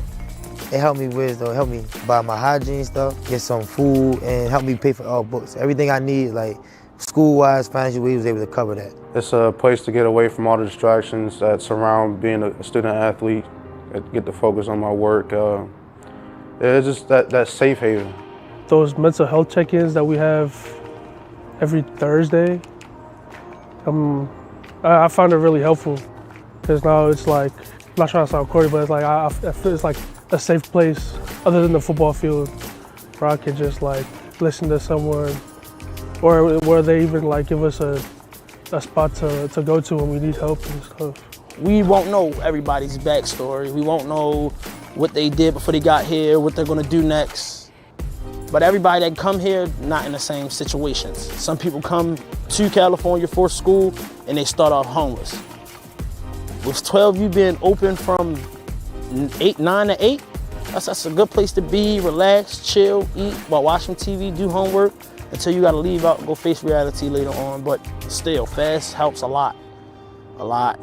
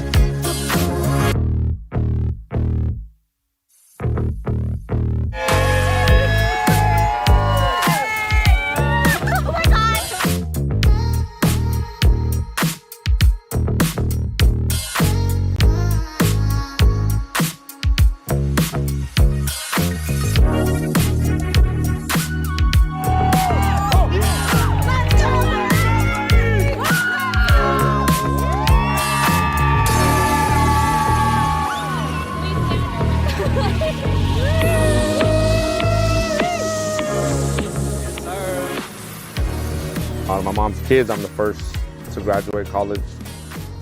Now I got my godsons talking about like, oh, I'm gonna get a master's and I'm gonna get this.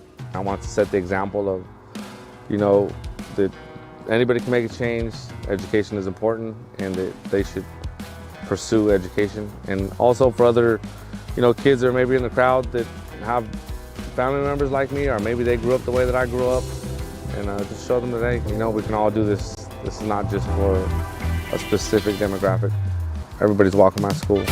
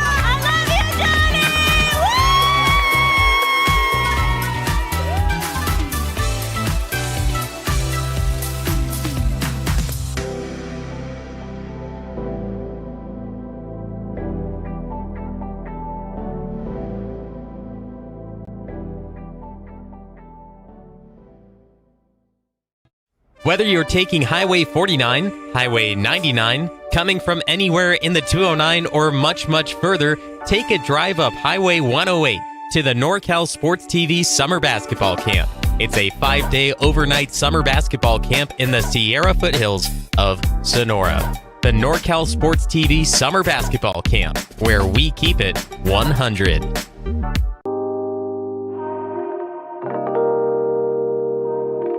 I personally believe working with my teammates in the program helped build a bond and like our chemistry on and off the field. So it's not just football, it's more so school related as well. I come from another college program. My aunt recommended me to come over here. She told me that the Anza program is pretty nice. And she was not lying at all. The FAST program helps out a lot. Here, they have a lot more tutors than the other college I was at. That's what I see. Over there, they just send you to the computer lab and like, all right, here, go do your homework, go do all that. There was no help. Tutoring session had helped me in a good way personally.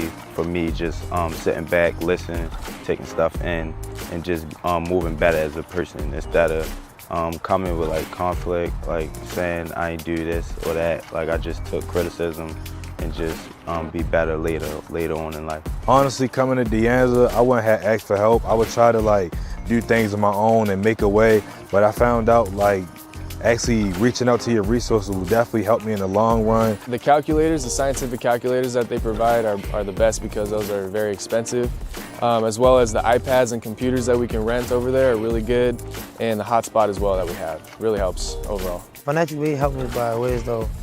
It helped me buy my hygiene stuff, get some food, and help me pay for all books. Everything I need, like school-wise, financial aid was able to cover that. It's a place to get away from all the distractions that surround being a student athlete, get to focus on my work.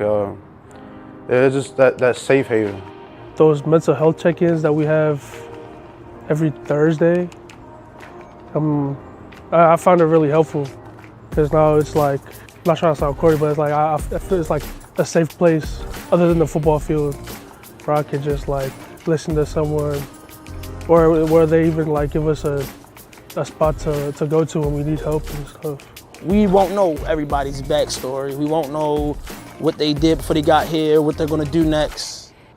But everybody that come here, not in the same situations. Some people come to California for school and they start off homeless. With 12 being open from 9 to 8, that's a good place to be, relax, chill, eat, while watching TV, do homework, until you gotta leave out and go face reality later on. But still, FAST helps a lot, a lot.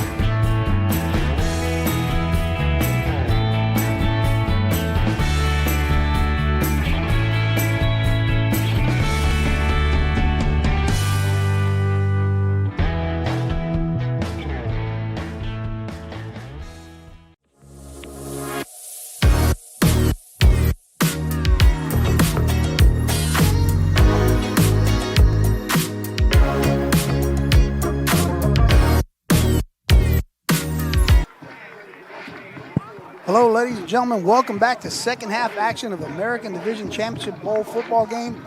3C2 football action. You're watching NorCal Sports TV. I'm your host, Carlos Franco, and we are watching one heck of a football game here between the home team, De Anza College, versus the Feather River Golden Eagles. They lead 21-7. They lead 21-7 versus De Anza as we're getting set for the kickoff. And here we go, ladies and gentlemen.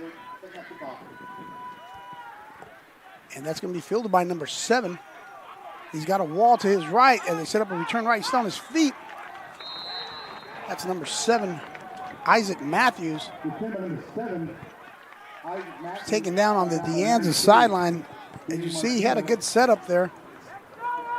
And he's tackled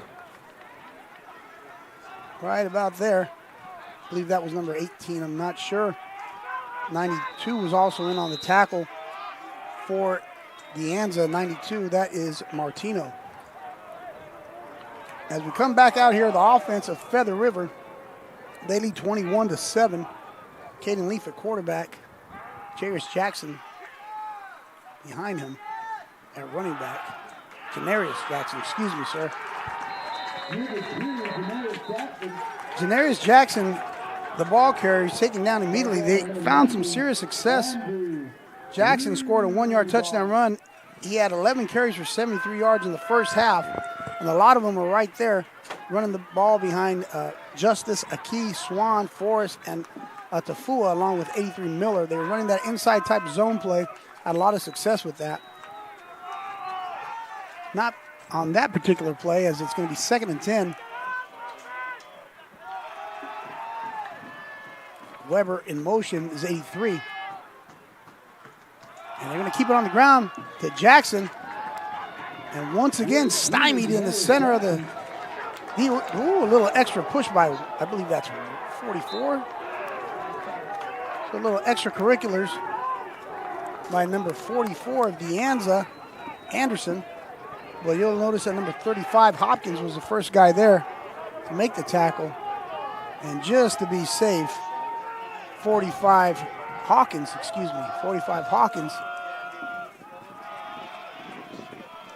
along with 44 Anderson. He's going to bring up a 3rd and about 7 as we get back here, settled in the booth. This exciting football game, 3rd and 7. Leaf puts a man in motion, almost bobbles that snap. He's rolling out, and he just wisely gets rid of it and lives to fight another day. Number 7 came in motion. That was Matthews. It looked like the ball almost hit him. I'm not sure. You'll see the motion, and we'll see the snap like, whoops. And I think that affected what was going on there as number 40, Chris Raposo, comes in. Raposo's always the kicker. He's been perfect 3 for 3 on his point after touchdown attempts, which results in the lead, Feather River 21-7 over 21-7 over De Anza, as Raposo set to kick. And he gets his punt off. And that one's going to hit the turf and roll down to about the 23-yard line. As number 34, Dylan Williams picks it up, hands it to an official. So, we're back, ready. Second half action. It's been an exciting football game so far. We have the Valdez touchdown pass from Leaf was the second score of the game. Now I'm getting these stats here. Terrain started off here for De Anza with a 5-yard touchdown run. Valdez had an 8-yard touchdown pass from Leaf, tied it up at 7. Then there was a 70-yard interception return by Stafford McNutt. And then Jackson had a 1-yard run. All the kicks have been good, so that makes it 21-7. And here comes De Anza with their first offensive series of the second half. That's going to be number 10, Constant, the ball carrier. He's taken down by number 20, as you'll see in the replay. Jordan Sumners, along with 42, Aiden Hall. So that's going to pick up about 4. It's going to be 2nd and about 6. We'll call it 2nd and 6, 2nd and 7. 2 receivers at the bottom of the screen, 2 at the top for Ian Kirby. Kirby had 2 interceptions in the first half. One was returned for a touchdown. I mentioned he's under some pressure right now. He finds 88 Rock, who started hot this game with like 3 straight receptions. And we haven't heard much from him towards the end of the first half, but he comes out strong right now in the second half and makes a reception right away. He's also tackled by number 11, Elijah Stafford McNutt, who had that interception return for the touchdown. So a lot of the usual suspects from the first half already playing their part here in the second half. 3rd and 5, as Constant is to the left of the quarterback. Plenty of time to throw.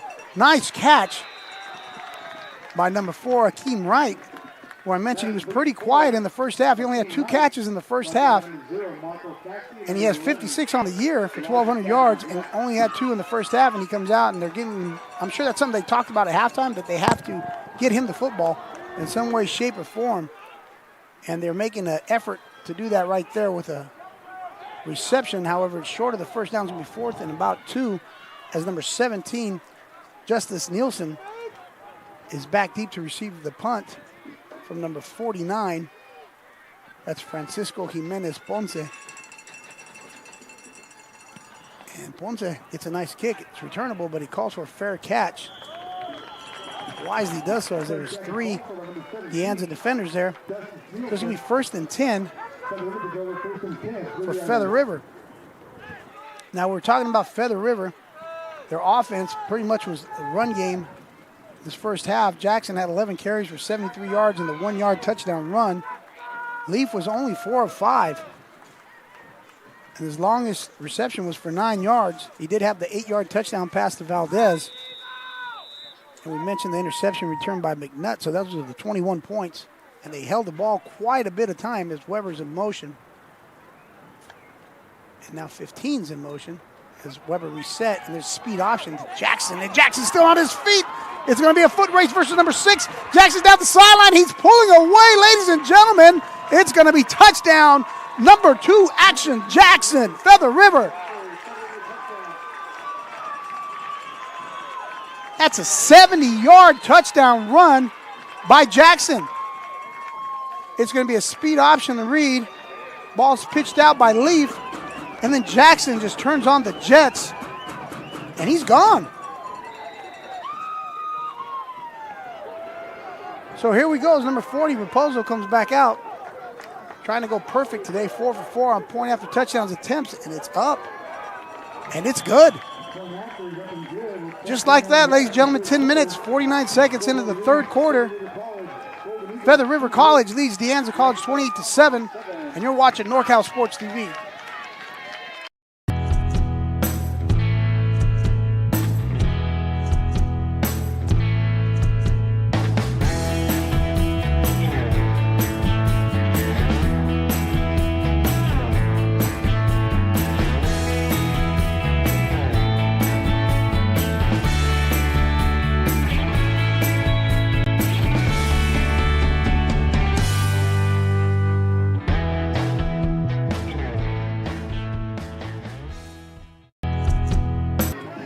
Welcome back, ladies and gentlemen. 3C2A Bowl Action Football. This is the American Division Championship Bowl. I'm your host, Carlos Franco. You're watching NorCal Sports TV. 28-7 Feather River over De Anza. And here's a kickoff from Raposo.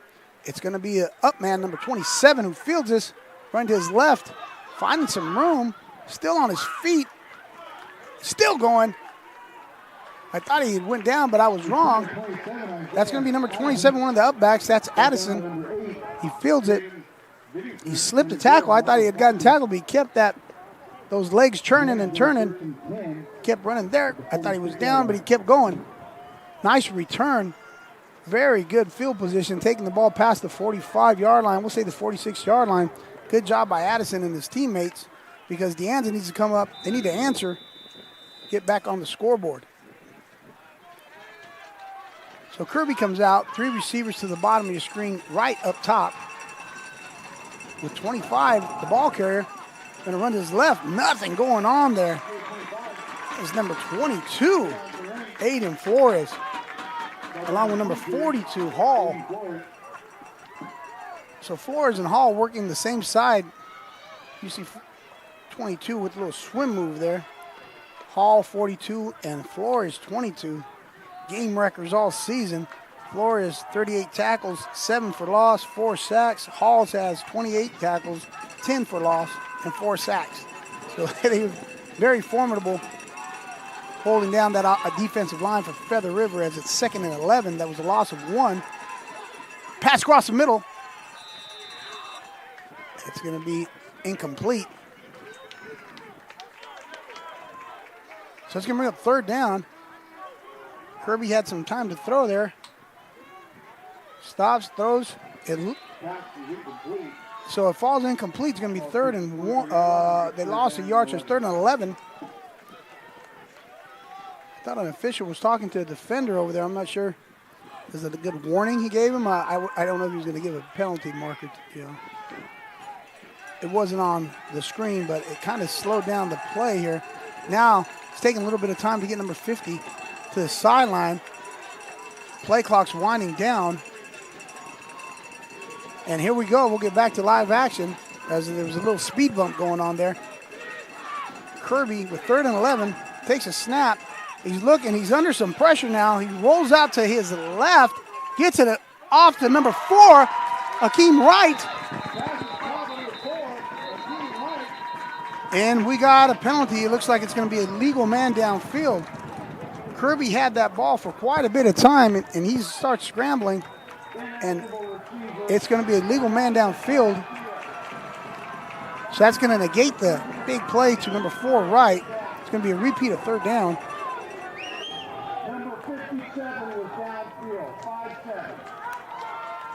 That happens sometimes, the offensive linemen, they're blocking and blocking. And they credit the defense, the secondary of Feather River. Credit them for having good coverage. I know that Akeem Wright didn't make that reception, but they were covering their guys for a long time. And as a result, the offensive linemen kept working and got downfield. So it's going to be 3rd and at about 15 from the 40-yard line. 2 receivers to either side as Kirby takes a snap. He's going to roll out here to the bottom of your screen. Throws a strike out to number 88, Brock. Nice reception. Keeps his feet in bounds. Good body control by him. He's going to be short of the 1st down. But look at this throw by Kirby rolling to his right and had plenty of mustard on that ball.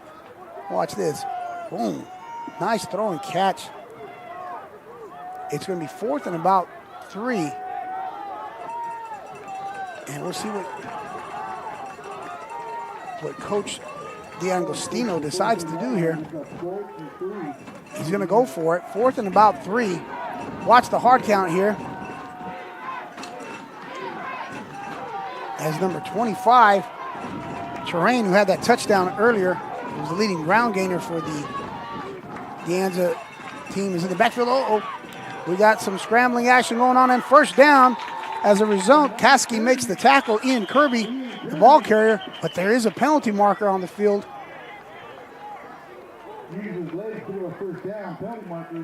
We'll see what the penalty is. So Kirby picked up the 1st down. Then there's a penalty marker down at about the 44-yard line.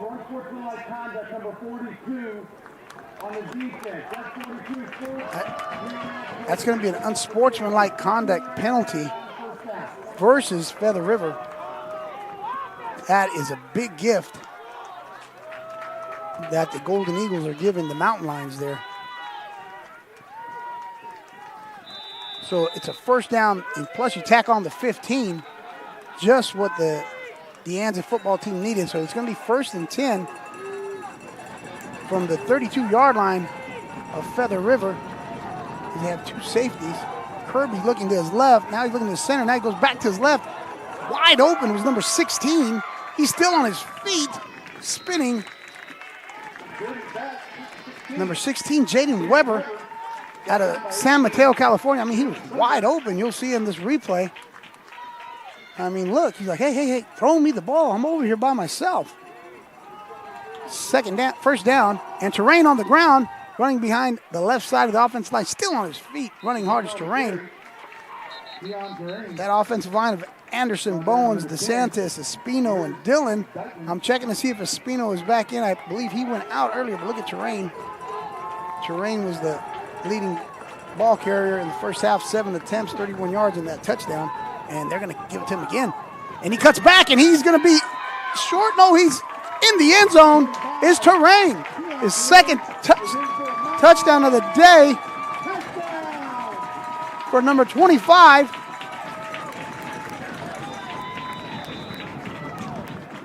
Terrain out of Baltimore, Maryland. Second touchdown of the day as number 48 comes in to kick the point after attempt. That's Armando Rodriguez. Wilcox High School here in Santa Clara, California, and he kicks that up, and it's good. So we'll go back to that touchdown. You'll see Terrain here being patient, cuts back, just smashes into number 17 and takes him with him into the end zone for his second touchdown of the day. And just like that, 28-14, Feather River. You're watching NorCal Sports TV. We're going to stay here and not go to the ads. Now, there's going to be a Godfather Marathon on, I think it's TNT Network that's coming up. And when you watch that, you think back, okay, I watched the first Godfather, it was pretty good. They made the second one, wow. You know, so in other words, the point I'm getting at is it's rare, but sometimes, just sometimes, the second movie is better than the first movie. It's kind of like what you're watching right now. These teams have met. It's rare, but the sequel is sometimes better than the original. And right now you're watching a great football game. These teams met early in the year, and it was a Anza victory. And right now, Feather River leads in its third quarter, 7 minutes, 38 seconds. The ball's kicked. It's going to be returned by number 7. And he's got some room to work with. Nice tackle by number 39, I believe. That was number 39 with a nice open field tackle. That's Taku Diamond out of Oregon Liberty High School. And as I mentioned with my movie analogy there, that sometimes the sequel is better than the original. Right now you're watching a very entertaining football game between these two teams. The 18th ranked team in the state, that's the Anza, and the 22nd ranked team in the state, which is Feather River, who leads 28-14. So we go back to live action here with Leaf at quarterback. He's going to hand the ball off on the jet sweep to number 15 and number 90 in hot pursuit. Number 42 makes the tackle. That's Ben Brewer. Makes that tackle, but number 90 was in hot pursuit, was Andrew Rutenbottom. You'll see here as Rutenbottom was trying to set the edge, but he didn't give up on the play, that's for sure. As he chased down the ball carrier, Brewer makes the tackle. So they pick up Feather River picks up about 4 yards. 2nd and 6.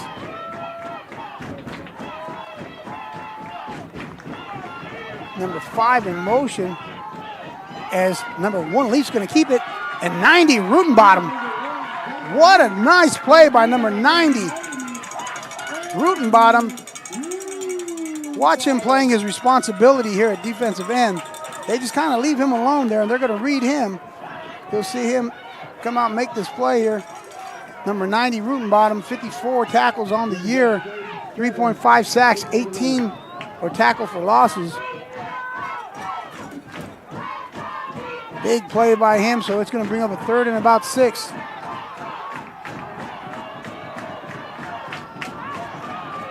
And Leaf at quarterback looking at his sideline as Coach Goulet looks like he's changing the play. Now he's letting them know that the play clock, and he decides to take a timeout as this place was extremely loud. So Coach Goulet decides to take a timeout. That's Feather River's first. 6 minutes remaining in the third quarter. You're watching NorCal Sports TV.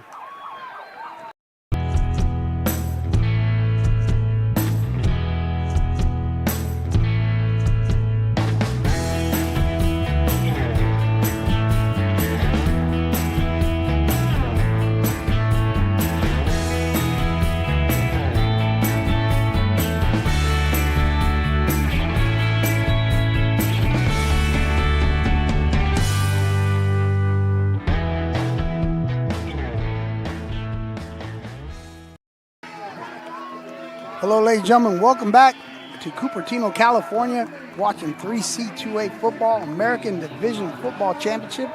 You're watching NorCal Sports TV. I'm your host, Carlos Franco, watching a heck of a ball game here. Feather River leads 28-14, and the Anza, the fans and the Anza sideline, they're feeling it right now. A lot of energy in this building as Leaf trying to silence the crowd, but he's not going to be able to do so. Bottom with another tackle for loss. He's made 2 big plays on this drive alone. You'll see him, number 90, working at the top of your screen, and he's just going to flash his color right there. See that red jersey come over and make that sack. Nice play by Bottom. I gave you his stats before that play, the 54 tackles, the 3 sacks, and the 18 tackle for losses, and he's adding to that. That was prior to the game. He's having a heck of a game here, and he forces a punt. We did have a punt return that was called back due to penalties. See if they could get something going here in another return. As number 16 takes it towards his own sideline, cuts back, and he's taken down by number 14. That's Carlos Lopez on the tackle. Number 16, Weber, was a returner.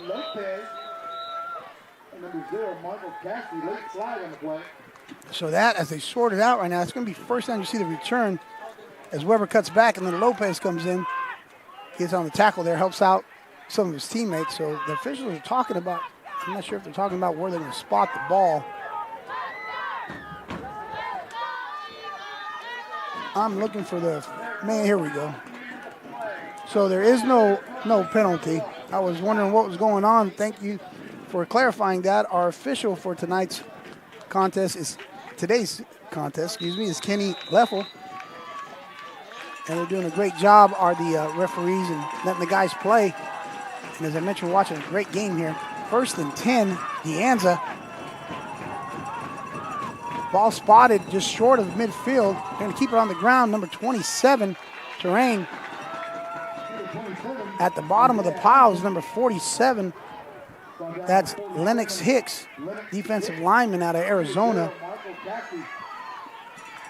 Along with Zero Kasky. They're back on the ball right away. And he's going to keep it this time. Is Kirby. And he's taken down, solo tackle by Kasky. Kasky been solid all season, actually solid for 2 years here, as Kasky, a sophomore out of Nevada, and makes that solo tackle. So it's going to be 3rd and about 7, as Deanne's is taking a little bit more time in the huddle right now. Want to make sure they got the right personnel and the right formation, as Weber's looking back, talking to Kirby, and Akeem Wright, I should say, was talking to Kirby. And there's the ball snapped. He's looking for Wright. Decides to dump it off to Terrain, and Terrain in and out of his hands was number 27, that's Addison out of St. Francis Academy. I said Terrain, and correction, it was Addison. The ball went in and out of his hands. And that's going to bring up a 4th down, 4th and about 6. As the offense is staying out there. Ball's on the 48-yard line. There's no doubt what they were going to do. No punter even close. Coach D'Agostino's like, this is a bowl game, ladies and gentlemen. We're going for this. Kirby surveying the field. Takes a snap, looking to his left. Completes number 16. Nice tackle. It's going to be short of the first down. He connects number 16. 16 being Weber, tackled by number 17. That is Justice Nielsen. And stops him well short of the first down. See, now there's something that you got to realize here. If you're number 16 as well, Weber, you got to attack the sticks. In other words, you got to get past those lollipops to make sure when you catch it, it's going to be a first down. Excellent tackle by Justice Nielsen. So it's going to be 1st and 10 for Feather River. As Leaf puts number 7 in motion, goes in and out. He's going to keep it on the ground to Jackson. Yeah, it's like a different half right now. Last half, that offensive line, Justice, Akey, Swan, Forrest, Atafua, were really leaning and pressing on that defensive line. It looks like at halftime they got some rest and they came back out, did the defensive line of De Anza. And they're doing a much better job than they did towards the end of the first half.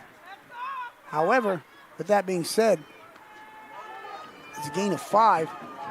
2nd and 5, Feather River. Leaf surveying the field. Weber in motion, number 83. Now number 7 in motion is speed option. Nice block by number 8. Jackson still on his feet. Number 8, Travis Vigenser with a nice block helping out his teammate. You'll see here at the bottom of your screen was number 8. There's a speed option to number 2, Jackson. Jackson making a guy miss and then giving another guy a ride there. So it's going to be 3rd and 1. 2 minutes, 43 seconds. Now time starts to become a factor, of course. They'll try to take as much time off the clock, maybe stay in the huddle a little bit more. I know it's still 3rd quarter, but we're getting 2 minutes, 30 seconds left in the 3rd. And they're going to keep it on the ground. Jackson running to his left and also behind Weber. So Justice Aki, Swan Forrest, Atafua, and you'll see Weber here, 83, go across the formation. See him coming there, leading up. Nice ball security as well by number 2, Jackson. And now they're in the huddle, as I mentioned. Wait a little bit longer. Try to maybe take some more time, take this down. 2 minutes now. We're inside 2 minutes in the 3rd quarter. Weber resetting. And they're going to keep it on the ground to Jackson. Jackson still running, runs through a tackle.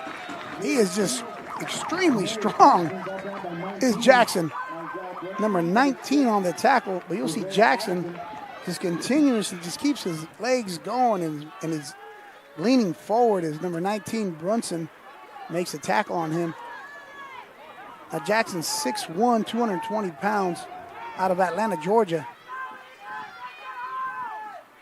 And that's a big guy running the ball with a lot of speed. You see he had a 70-yard touchdown run as well. 2nd and 4. There's a lot of people in the box.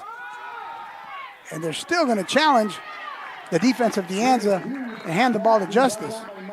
I mean, everybody was in the box. There was no safeties, no corners. Everybody's in. You'll see here all those red jerseys.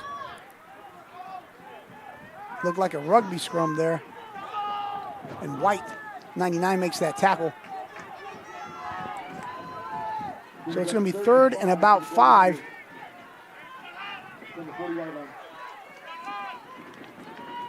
Third and 5 for Feather River. As once again, this play starts to get extremely loud. 2 receivers at the bottom of your screen. Pistol formation. Weber's in the H. 7 goes across the formation. And they give it to 7 on the jet sweep. And he's going to get the first down. Sprinting to the sideline is number 7, Isaac Matthews, out of Arizona. And he just got past sticks there. You'll see him coming full speed and sprinting to that marker. First down, Feather River. 14 seconds, and so now we're at 10 seconds. I think they're going to let this go down to the end of the quarter, I should say, excuse me. So this is going to take us down to the end of the 3rd quarter. Feather River leads 28-14 over De Anza. You're watching NorCal Sports TV.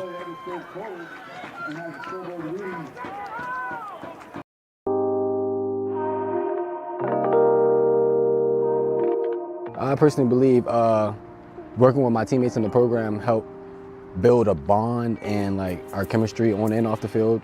So it's not just football, it's more so school related as well. I come from another college program. My aunt recommended me to come over here. She told me that the Anza program is pretty nice. And she was not lying at all. The FAST program helps out a lot. Here, they have a lot more tutors than the other college I was at. That's what I see. Over there, they just send you to the computer lab and like, all right, here, go do your homework, go do all that. There was no help. Tutoring session had helped me in a good way personally. For me, just sitting back, listening, taking stuff in, and just moving better as a person instead of coming with like conflict, like saying I ain't do this or that. Like I just took criticism and just be better later on in life. Welcome back, ladies and gentlemen. You're watching NorCal Sports TV, 3C2A football action. First play of the fourth quarter, Feather River leading De Anza. Number 7 in motion. And he's going to throw it. His leaf, he has a receiver wide open. Touchdown! Golden Eagles, number 12. Kyle Valdez with the second touchdown of the day. He was wide open. Wide open. Why? Because of that ground game, the play action. You'll see, here we go, is Caden Leaf being calm and cool, plenty of time to throw, and wide open was number 12 for his second score of the day. I mentioned that the sequel sometimes is better than the original, and that's what we're seeing right now. It's rare, but it's happening. And there we go with number 40, Rapazzo adds the point after touchdown. So first play of the fourth quarter, that makes the score 35-14 in favor of Feather River over De Anza. We'll see this replay. It's all set up because of the play action and the great job that they've been doing running the football has Feather River. And he was wide open, was number 12, Valdez, for his second touchdown of the day. Valdez coming to California via Utah. 2 touchdowns today. And he was wide open.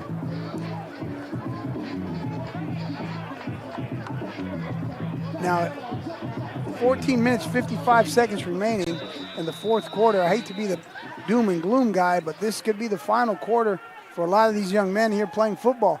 Some will continue to play, some will not. So they got to make the most of their last 14 minutes and 55 seconds of the season. So here we go, and the kick is up. It's a line drive kick. It's bobbled by number 15. He picks it up. He's still on his feet. Woo! He's upended with a big tackle by number 27, Akira Harris. Butler was a returner. Harris, a defensive back, freshman out of Arizona. You'll see him scream down the field there. The ball was bobbled, and then you'll see, bam, there's the touchdown. I mean, the tackle, excuse me. Nice tackle by 27 Harris. So now as a defense,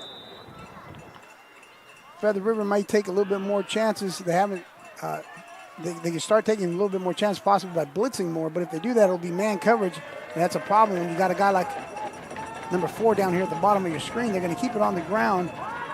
Number 10 is taken down by number 0. Number 10 is constant. He's been the ball carrier on the last drive, I believe, or 2 drives ago. He had a couple nice runs, and number 0, Kasky, making the tackle. You'll see Constant out of New Jersey trying to get to the bottom of the screen, get to the edge, and Kasky makes the tackle. Second, he picks up about 4, so we'll call it 2nd and 6.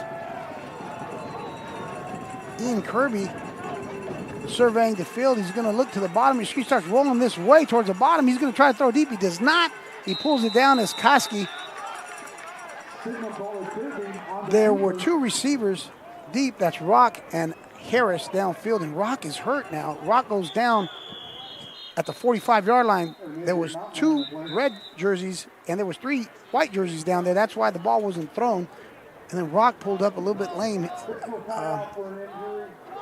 I know people are watching him back home in his home state of Virginia. No one touched him. So if anyone's watching and you're worried, no one touched him. He just kind of pulled up lame. He's not on the screen right now, and now he's getting up on his own power, and he's limping. And he's walking off the field, ladies and gentlemen, back home in Virginia watching him. So you'll see him now on the D and on the A in midfield. But as I mentioned, it was him and number 4, Hakeem Wright, were downfield. Kirby was trying to get the ball to one of them, but there was 3 defenders back deep, and Kirby wisely pulled the ball down, rolled out, and didn't throw it. He lives to fight another day. It's going to be 3rd and about 5, 3rd and 6. We're inside 14 minutes now left in the game. And he takes a one-handed snap there. Rolls out. He's going to throw the ball back across. What a catch by 16. Goodness. Jaden Weber. Sarah High School, San Mateo. Watch this catch, ladies and gentlemen. It's behind him, and watch him extend his arms and his hands and makes that catch. Nice play. Live action again. Quarterback number 9 back deep. He's got no one to throw the ball to, and he's sacked. He's holding the ball a long time. Sacked by number 35, Bruno Liquio, along with 22, Aiden Flores. Now, Kirby had a lot of time to throw. Credit once again his offensive line and the defensive secondary of Feather River, but he just had the ball way too long down there. Defensive lineman kept working and kept working, and eventually they'll get to the quarterback. So Kirby, loss of about 2 or 3, we'll call it 2nd and 13. Kirby takes a snap, Constant in the backfield, and he's going to go down. They blow the whistle and stop it. That's 2 in a row for 35. Bruno Liquio, sophomore out of Hawaii.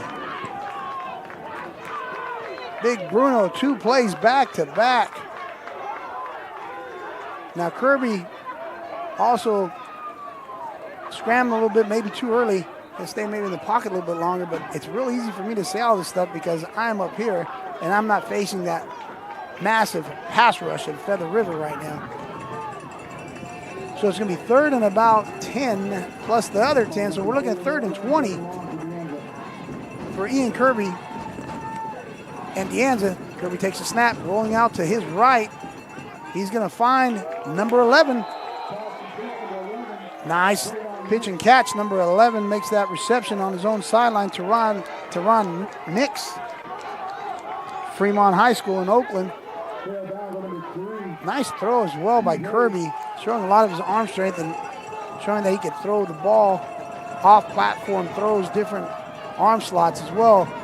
And here we go. He's throwing the ball again, pump fake. A lot of time to throw. He's trying to get the ball deep. He's going to roll here to the bottom of the screen. He might as well just run there, take off, and he does. And 27 makes that tackle. Akir Harris. He had that big tackle on special teams. Actually, Harris has had quite a game today. That's going to result in a turnover on downs. So it's going to be 1st and 10 for Feather River. 11 minutes, 36 seconds remaining in this game. They lead De Anza 35-14.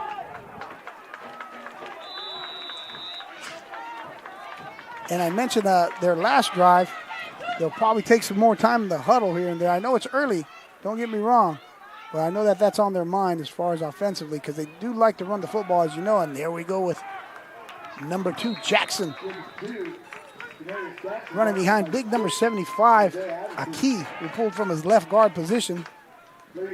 I would not like to see this guy coming at me, 75. You'll see, here he goes. Smash. He runs right behind him. Great job by number 75, Aki. Aki comes to us from Hawaii. He's 6'6" and 400 pounds. So we have a change in the formation. And here we go with the snap. 7 in motion. And he's going to keep it. Is Leaf. Finds a lot of running room there in the center of the field. Number 6 on the tackle for De Anza. That's Addison. Now, once again, all this stuff is just window dressing. You get a shift here, shift there. You get a fake call from guy tapping his helmet who's an offensive lineman out at receiver. He's not going to catch a pass. And what do? They just run an inside zone. So a lot of window dressing, a lot of confusion for the defense, but the offense just runs a basic running play right up the middle of the field.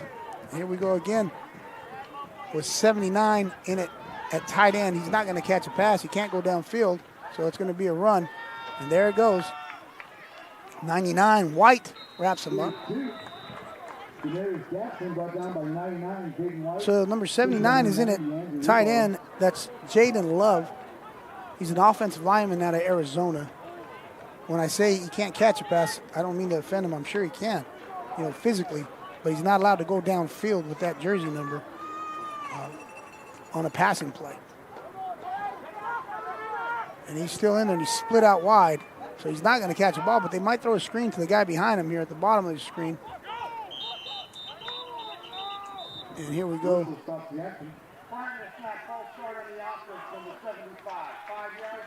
So we got a false start against the offense. It really wasn't like well, when you get so many bodies moving around, the offensive linemen have to be set. Sometimes with all this motion and stuff, you might outsmart yourself. So here we go, 2nd and 13. And we got the reset going here. 79, mentioned him, now he's at tight end. Jackson to the right of, and it's going to be Jackson. Nope, it's going to be quarterback keep, number 1, Leaf. Number 1, the keeper, David Leaf, brought down by 90. And that's going to be 90 on the tackle for, that's Rutenbottom on the tackle here for De Anza. Now you get all this motion and resetting and all this other stuff takes time, which is what they want, is to take time off the clock. So you got different formation, different personnel package as 79 comes out. Number 5 came in, along with number 8 at receiver. Weber's at H-back. I believe Valdez is at the bottom of the screen. Jackson behind Leaf. Leaf speed option to Jackson. And Jackson showing his speed to get to the edge. Runs through a defender, number 6. And picks up a first down. Look at this run here by Jackson. He knows he's got to get the first down. Ball security and just smashes into that guy and keeps running. Picks up a first down. Does the sophomore out of Atlanta, Georgia. So it's going to be 1st and 10. Caden Leaf running the offense. We're now inside of 8 minutes remaining in this game. Leaf taking some time, surveying the field, puts a man in motion. Gives it to number 2, who's tackled immediately. Really nice play by 45. Along with his teammates. You'll see number 45, Hawkins. Blow up this play there, along with 35, Hopkins, and number 90, Rutenbottom. Loss of about 3. We'll call it 2nd and 13.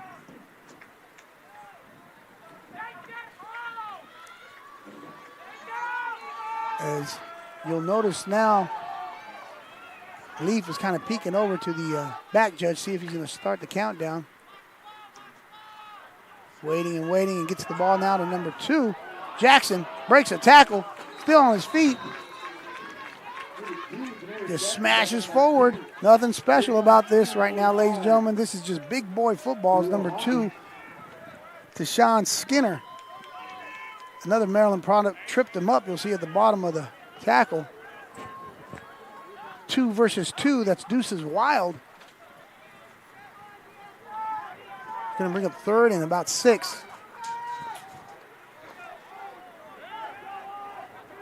So now Leaf surveying the field. Man, Weber, they're going to reset.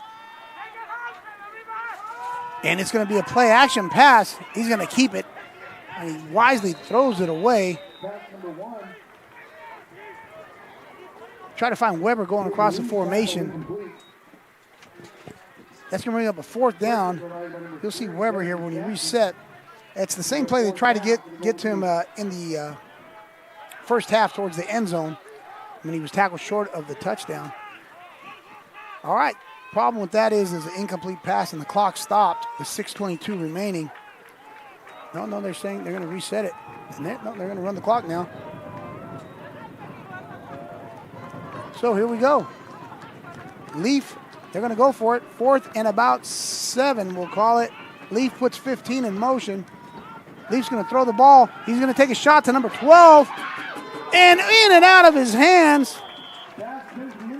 That ball was intended for number 12, Kyle Valdez. Really nice throw by Leaf.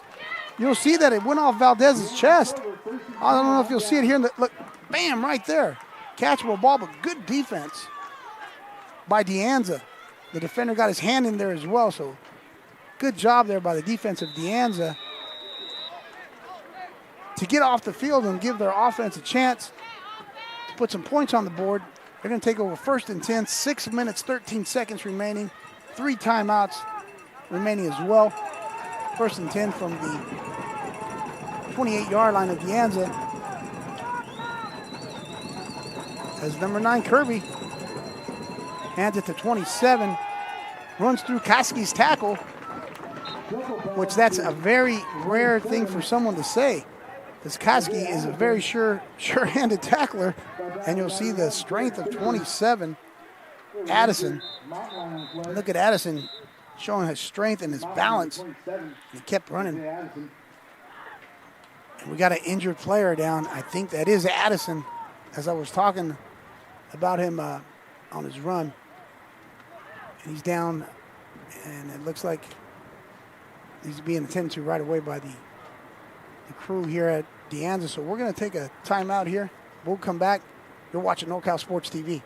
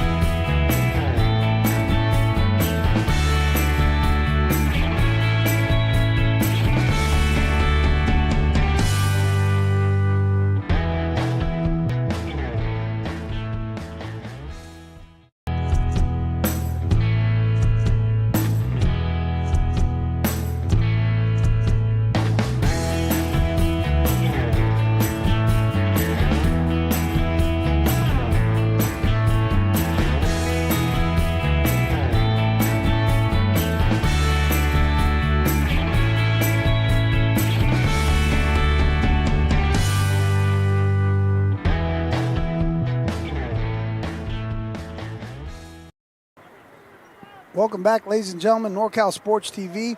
Number 27, Addison, was hurt on that play. He's been helped off the field by the training crew of Anza. And I also want to point out the training crew from Feather River ran out there as well. Regardless of what jersey you're wearing, these guys do really good jobs taking care of their student athletes. And here we go, back to live action as number 25, the ball carrier, hitting the backfield, keeps his feet going, and somehow, amongst all that madness, we'll call it, picked up about 4 yards, did number 25. Terrain, you'll see him spinning, being patient, finding the cracks in the defense and getting upfield. That's going to bring up a 3rd and about 5. We're getting close to the 5-minute mark. 35-14 is the score here. Feather River College over Anza in the American Division Championship Bowl. And Kirby looking at the bottom of your screen trying to connect with number 16. He does throw to 16. It's picked off by number 18. That's the freshman out of Truckee, California. Touchdown, Dylan Sumner. Touchdown, Feather River. Now, defensive back, number 18, Dylan Sumner on this interception. I'm not sure if you remember earlier, he made up for a dropped interception, and he made up for it in a big way. He took this one back to the house. This time he was sure to made sure that he caught it. And that nice catch by 18, because he dropped one earlier. Freshman DB out of Truckee, California. Now, number 40, Raposo, who's been perfect on all his point after touchdowns. He's coming to us out of Hawaii. See if he adds to his point total today, and he does.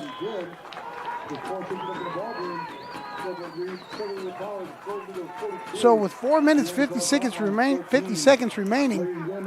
Feather River College 42, De Anza 14. You're watching NorCal Sports TV.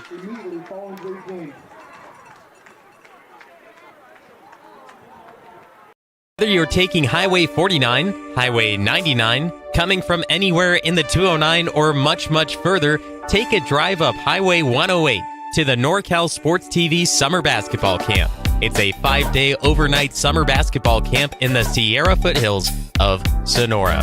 The NorCal Sports TV Summer Basketball Camp, where we keep it 100.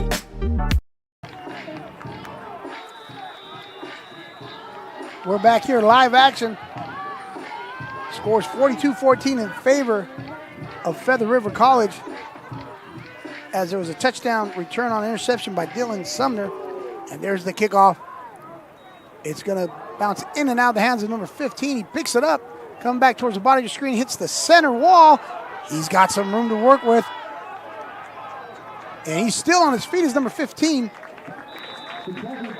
Finally taken down by 14, so the returner is number 15, Chris Butler, taken down by 14, Carlos Lopez. And man, he can fly, can number 15, Butler. So here we go, ladies and gentlemen, 4 minutes, 38 seconds remaining in the rematch of a September meeting between these two teams. And this one's for all the marbles, American Division Championship Bowl.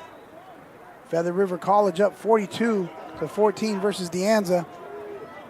Ian Kirby in at quarterback brings the offense back out.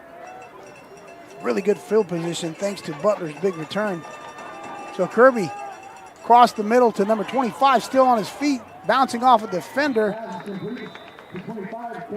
And that's Kevon Terrain out of Maryland. They're going to get back on the ball quickly. Nice throw and nice catch. So that's going to be first down. And he's looking to the top of the screen, rolls out, going to the top of the screen, throws the ball away. I didn't see any defenders or receivers over there. And there was the explanation by the referee. There were no receivers there, but he explained how the quarterback was out of the pocket, so that's second down. No penalty there. So here we go. Ball goes out of bounds. It's going to be 2nd and 10.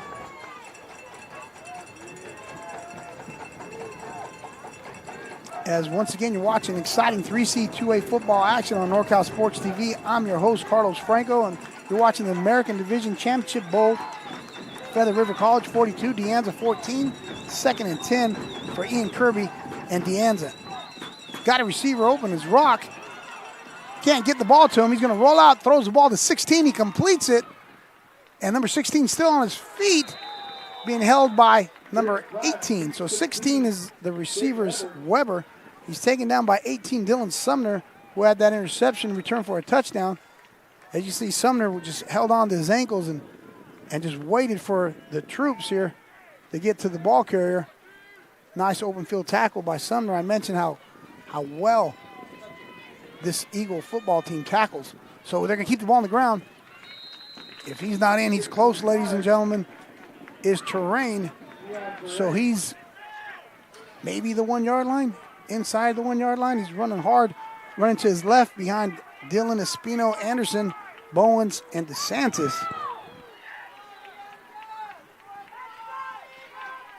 And now they're going to keep the ball on the ground and give it to him again. Touchdown. Touchdown 25. Terrain. De Anza showing a lot of fight. Now that's not Terrain's first touchdown of the day. He had one earlier. So De Anza scores here with 3 minutes and 20 seconds remaining. We had an injured player. I'm not sure who that was. It's one of the offensive linemen. I can't tell who it was. He's going off the field with some assistance, but on his own power. But De Anza showing a lot of class, courage, and fight to go down and to score a touchdown. 3 minutes and 20 seconds. hats off to the special teams and Chris Butler, who helped with the excellent field position to help make that touchdown happen, as 48 Rodriguez is going to come in, and he puts it up and through. 42-21 with 3 minutes, 20 seconds remaining. You'll see Terrain's touchdown. The second of the day. You're watching NorCal Sports TV.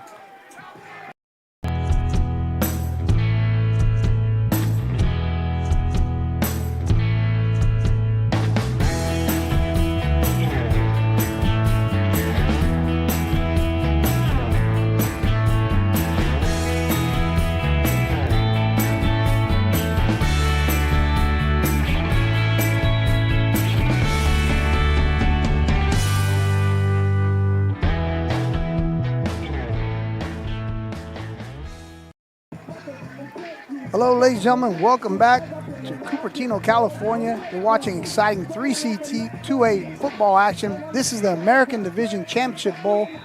You're watching NorCal Sports TV. I'm your host, Carlos Franco, and we're looking at a contest here. The game is 42-21 in favor of Feather River, and the onside kick, and that ball still alive.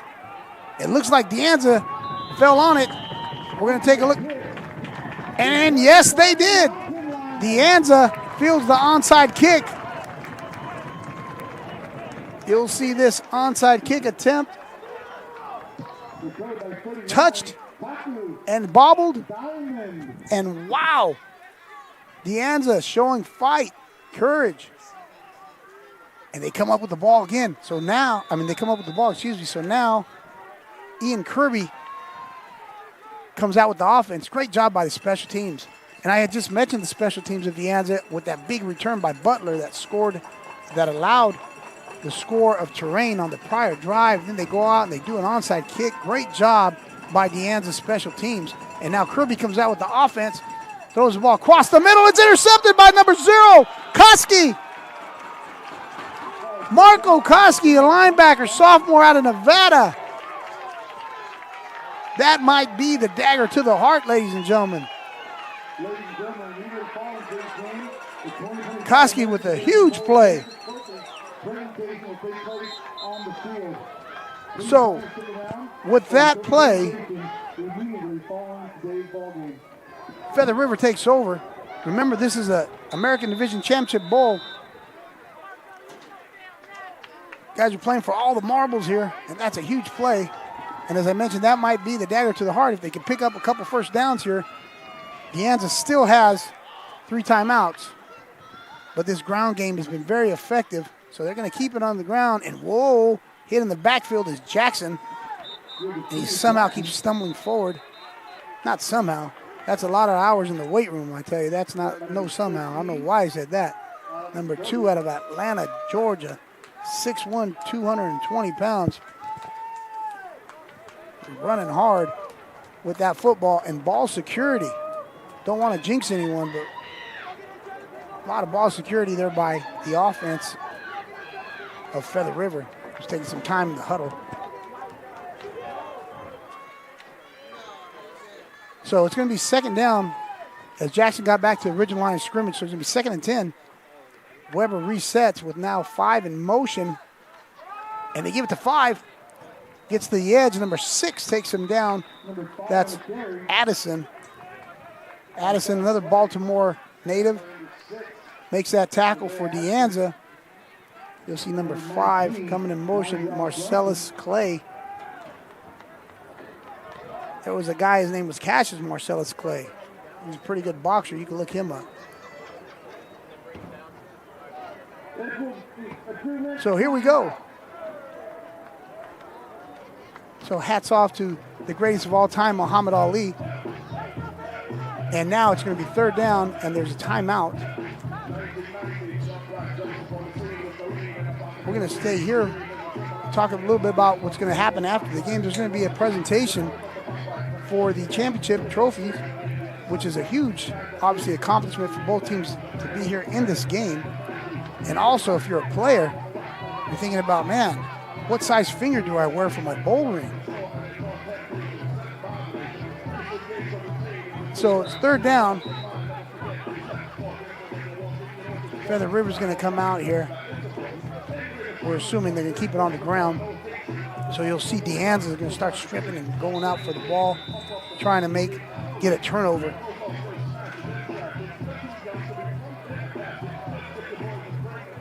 So here we go, ladies and gentlemen.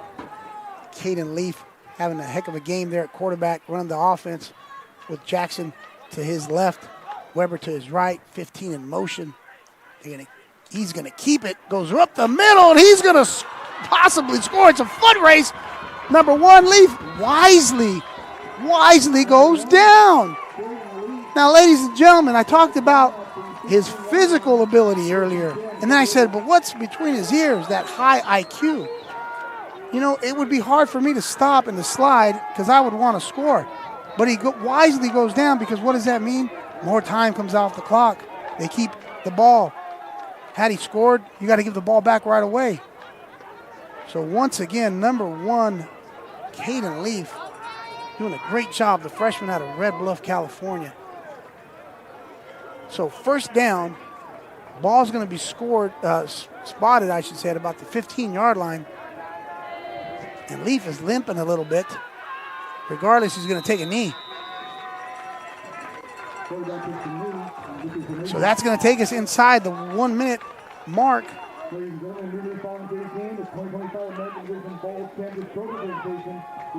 it doesn't look like anyone's going to take any timeouts.